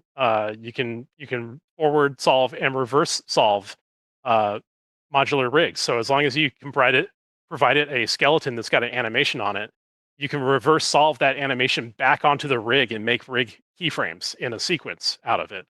And so, what we would do is do IK retargeting to get animation from one skeleton to another skeleton that was completely different, from the first skeleton in terms of like hierarchy and stuff like that. As long as the limbs were kind of in the same place, it's made for mocap, but it works for transferring animations too, which is really nice. Once we got the animations onto the new skeletons, then we could reverse solve those skeletal animations back onto the rig, and then we're back in business. We can make an additive anim track on top of that, or do some keyframe reduction. And this is all stuff that you can just do in the editor. These are tools. These are pretty advanced tools that I would expect to see in Maya or Blender, but not a game engine. But here we are. So that was a kind of roundabout way of like, I wish I had just waited a little bit for modular rigs to come online. But when they Right, but you did, did- it was so good that it was not too big of a disaster to switch over to the new rigging system, and we benefited from it greatly in the long Yeah, run. and it's very easy to say that like with hindsight, right? But at the time, you were yeah. doing what you should have done, right? You needed a system, you didn't have it at the time, so you started making it. Like that's Yep. just the way that goes. Yeah. Yeah. I think for me, if I were to go back in time and give any sort of advice to myself and the tech team at that point, it would be a really heavy encouragement to implement only what we need to mitigate the analysis paralysis and figuring out like, what do we need, and sort of like I felt like, on the tech side, I'd kind of approached it like a community planner a little bit. Like, you're going to need streets, you're going to need like sewage plumbing and all of this other stuff. But like for us, it's like, did we really need this? Like, did we really need these other things? And so kind of like undoing the fun part of being a software engineer sometimes, just like thinking about and accounting for every single freaking permutation that could happen, and making like the thing that's super perfect. But sometimes like straightforward, elegant, and might not get everything done is the exact thing that you need in order to answer that question of like, is what we're trying to pursue going to be fun? And so really kind of like refocusing how the tech team was run into more of like a, let's figure out what we need to get done now, answer those questions, and then figure out the extensions after that. And that was a paradigm shift that happened kind of with our whole pivot into the new design, and it came out of necessity, right? So it was like a survival instinct where it was like, well, I can't do any of that stuff again. Like, I just need to focus on the basics and figure out like, Nathan, what do you need? And like, David over in design, what do you need? And Lindsay with narrative stuff, what do you actually need? Instead of me going into a dungeon and trying to figure all that stuff out and then being like, what about this? And then being like, did I provide 50%, 75%, 100% of what we're envisioning? So, just getting that collaboration going a lot earlier without trying to build a plane that we don't even think we're going to need to fly. That's what I would do. Whip myself into shape is the short story there.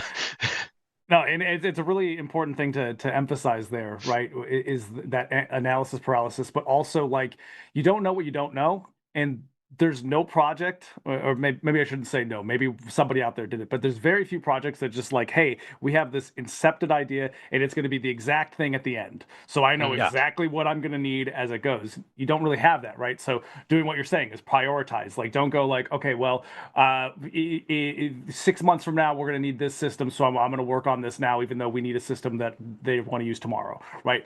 Prioritize like what is actively needed right now, plan ahead, right? Like if you know that you're going to incorporate another system later, then like have those sorts of considerations so you don't have to undo a bunch of work later Yeah, to incorporate it. But you're never going to get it 100%. There's always going to be things that change, design philosophy changes, a new mechanics added, an engine updates, and you get some features that help you, with things like that. There's always going to be work that you will then have to kind of like backtrack and kind of reconfigure. Yeah. But just trying to the goal basically is to minimize that rather than eliminate it, because you're never going to eliminate it. It's not going to happen.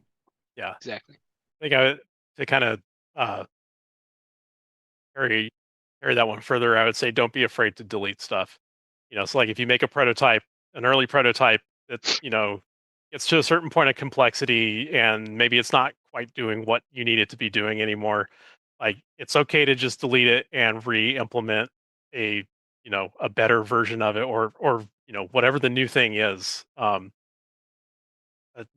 If I feel like even in animation, like if I'm working on an animation and it's just not working and it's not looking great, and I could keep trying to noodle with it and make this like pose work, or I can just start a new animation, start fresh, and go from there. And usually, like everything I learned doesn't get wasted. That stuff doesn't get deleted when you delete the the problem asset or thing that you're working on. And once you start making a new one, it just goes so much faster because you already solved all the problems. You already can anticipate everything ahead for that thing. So Yeah, sunk sometimes it's cost. better to just dump it and start a new one. Yeah, sunk cost fallacy is absolutely a thing, and Yeah. I even fall into that trap a lot, and it's hard, right? Because sometimes you'll be like working on something, you're like, oh, this just isn't coming together, and then you do one thing and you go, oh, there it is, now it works. So Yeah. knowing when it's never going to come together versus when it might, if you still keep kind of noodling with it, is hard. It's hard. I still Oh get yeah. that wrong, right? But don't be afraid to be like, hey, you know what? I'm feeling like this is not it. Undo, retry, because like you Yeah. said, you'll do it 10 times faster. System that I was just referencing there before, it took me more time than I'd like to admit to get it functioning, and then I was like, there's no way this is right, and then I started over and I was done in like literally maybe 10% time that it took Yeah. me to get to that system initially, Yeah. and it was a much Totally. cleaner result at the end. If you're collaborating, only do this with your own things. Don't delete other people's things. Yeah. Without permission. With that That's caveat, very, yeah. very important clarification. Yeah. Yes. But to kind of amplify what Nathan was saying, how many times do we rebuild the puppet theater or certain parts of it? I mean, I it's think been overhauled at least like twice, like a full overhaul, and then like chunks of it, have been rebuilt quite a few yeah. times. So Yeah, most of it was like puppet control stuff and iterating on the puppets and how we manage those. And then we did a huge overhaul on how the stagecraft behaved, because Yep. that is one risk that you need to account for in terms of just focusing on what's minimum viable and what we get done now. And you kind of alluded to that as well, where accounting for the future helps for that. And sometimes it's like we didn't think about any other location other than the umami forest for our theater, and then somebody's like, well, what happens when we go somewhere else? And inside, like, I just got this feeling in my chest, and I was like, oh my God, like, they're right. We need to do something about this, And so being able to handle that in a way that's extensible, I think, as you pick up your learnings, even if you miss those and those functionality gaps, there's so much knowledge picked up in order to like accomplish the thing that you need in a way that's extensible, easy for Nathan to use, easy for our artists to implement content into, that it's never wasted work. It's just something that you have to recognize is going to be the way the game is played when you're making it is, sometimes there's going to be a new feature. Don't panic. It's going to be okay. Like, so, being able to handle that on the back end is has been really helpful. But yeah, the puppet theater changed a lot over the time that we were making it. Yeah, and you should expect these sorts of things as a dev. Yeah. Even dozens of projects in, right? You're never going to account for everything. It's going to happen. Yeah, I always joke, first you got to make the game, and then when you're done making the game, you make the game. Yeah. Yep. Yep, First you absolutely. make the game, and then you make the game. Yeah. It's yeah, I think also just like getting the fun online as fast as you possibly can, even if it's janky, even if it's not perfect or whatever. Get a playable thing going as soon as possible so you can start playing it and see if it's fun. You can hand it to other people and see if they think it's fun. The longer you wait to do that, the more trouble you're going to be in down the line. So Yeah, and I think blueprints are amazing tools for absolutely, countless different things, but I think especially like if you had to ask me personally as Dan what I think the best use case for blueprints is you can get a playable prototype up in yeah, no time flat, right? yeah, And at that point you don't necessarily have to be worried about like, oh, is this extremely performant or is this the most optimized, things like that. You can handle that stuff later. You can figure that out afterwards. But it is such an easy way of just getting a prototype going and then iterate. And then once you go, okay, this is good, now we're working, then you go in and you start tweaking things, optimizing, rebuilding systems, all that sort of stuff. It's such a great tool for rapid iteration and yeah. prototyping. Yeah, for sure. And yeah, use what the engine is giving you, out of the box too. Like Unreal gives you so much stuff out of the box. I mean, it helps, but you don't have to touch C++ if you don't want to. Or There's a you can time and touch a C++, place, right? It's a time Yeah, and place for like everything. There's a time and place for blueprints, time and place for C++, time and place for yeah, sequencer, all that sort of stuff.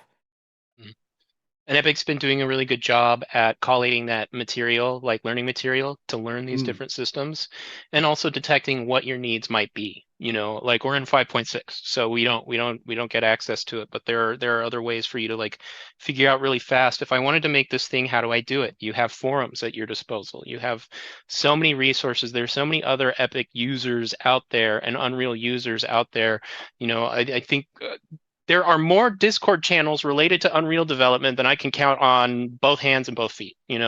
So there is a resource out there for whatever your special interest inside of game development even is, that you can really lock into, hone in on, and collaborate with people. Where like my general experience is every other developer that I've ever talked to who works with Unreal has been totally happy nerding out with me on how they have solved their problems and the things that have helped them, and then also being able to like share advice. But yeah, so um, it's been a great tool for that for sure.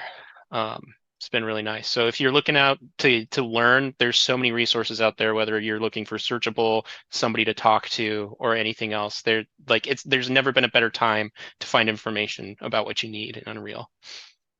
Yeah, just somebody in chat just said using Discord search in those Unreal channels helps wonders. So even Yeah. even folks in chat are echoing that.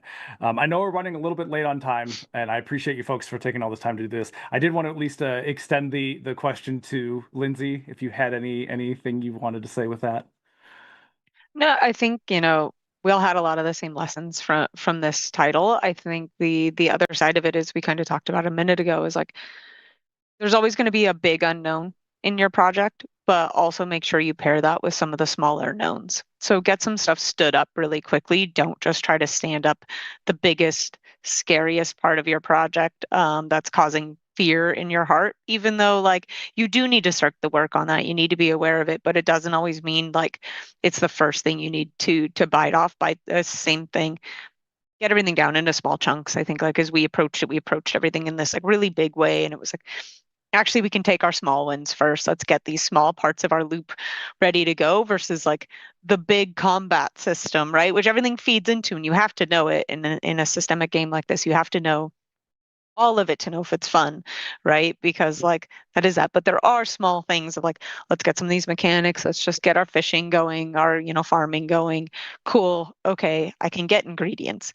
Now that like gives designers elements to work on from there, and we can continue to start chewing on the like the bigger technology that we need to do.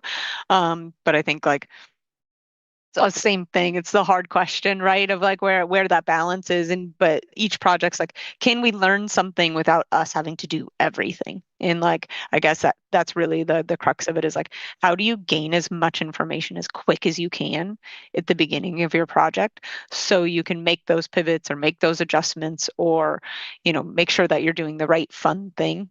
Because if it takes you a really long time to stand up a system, you might not know it's fun until you're too far down the road. So like where are those shortcuts? And that shortcut can be blueprint and throw it away. A shortcut can be fab. That shortcut obviously is looking at other games if somebody's trying something similar, like what are the things, what are the pacing from there? It doesn't mean copying, but you can see what's working, right? And you can see where those pieces are. And so I think there were things we did well on this and things where it's like, oh, let's bite off this huge thing. And we didn't need to bite the big thing to start. The smaller things would have helped us inform how we wanted to approach the big thing, which is ultimately where we ended up in the end, which is we were like, oh, wait, these smaller things inform this way better. And we started the big to work down towards the easy things. And it was like, we should have adjusted a little bit from there. Yeah, and that's one of the biggest things that I think is worth kind of reiterating too, especially for indie devs, is that it's very easy to bite off more than you can chew, right? Depending on your team size, depending on, countless variables and things like that. It's so easy to get in and get excited and then be like, yeah, we're gonna do X, Y, Z, A, B, C, 1, 2, 3, all that sort of stuff. But then you start actually working on it, you realize like, oh, we're gonna be developing for 15 and a half years if we try to incorporate everything here. So as I say before, don't be afraid to delete stuff, but also don't be afraid to refine things and kind of manage scope. I mean, it sounds like this project went into what I personally think is a very charming and interesting direction in an effort to try to keep scope reasonable, something that you folks could actually do in a reasonable amount of time. And it can be hard to do that, right? It can be hard to feel like you're sacrificing, things like that, but it's not always a sacrifice. Sometimes having a more limited scope, a more narrow vision lets you then focus your attention on that so that way you can maximize it. And this is a really great example of that. Like just the little details. I've said it a few times, but the little details here, like if the enemy attacks you with fire, you can caramelize your abilities and stuff like that kind of stuff gets lost when you go really broad.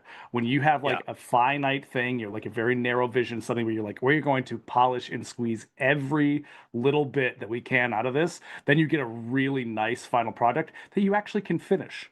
Right. Mhm. And that's not saying like don't be ambitious. Obviously be ambitious, but like manage that ambition with what you can actually do. Absolutely. Yep, exactly. And that again leads to like what we talked about at the beginning.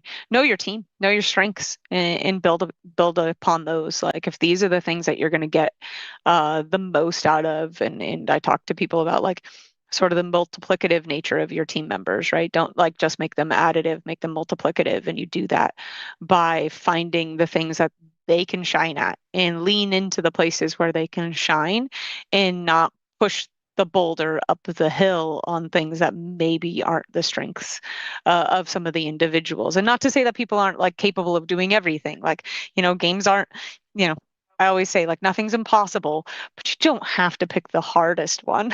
Like Yeah. try to go with the current on occasion. And so and I think for us, that's really the charm really came through when we went with the current more than fighting against it. And it was like, oh, it got so much easier to make. We were like, yeah, this is what we're good at. This is where the soul of this game resides.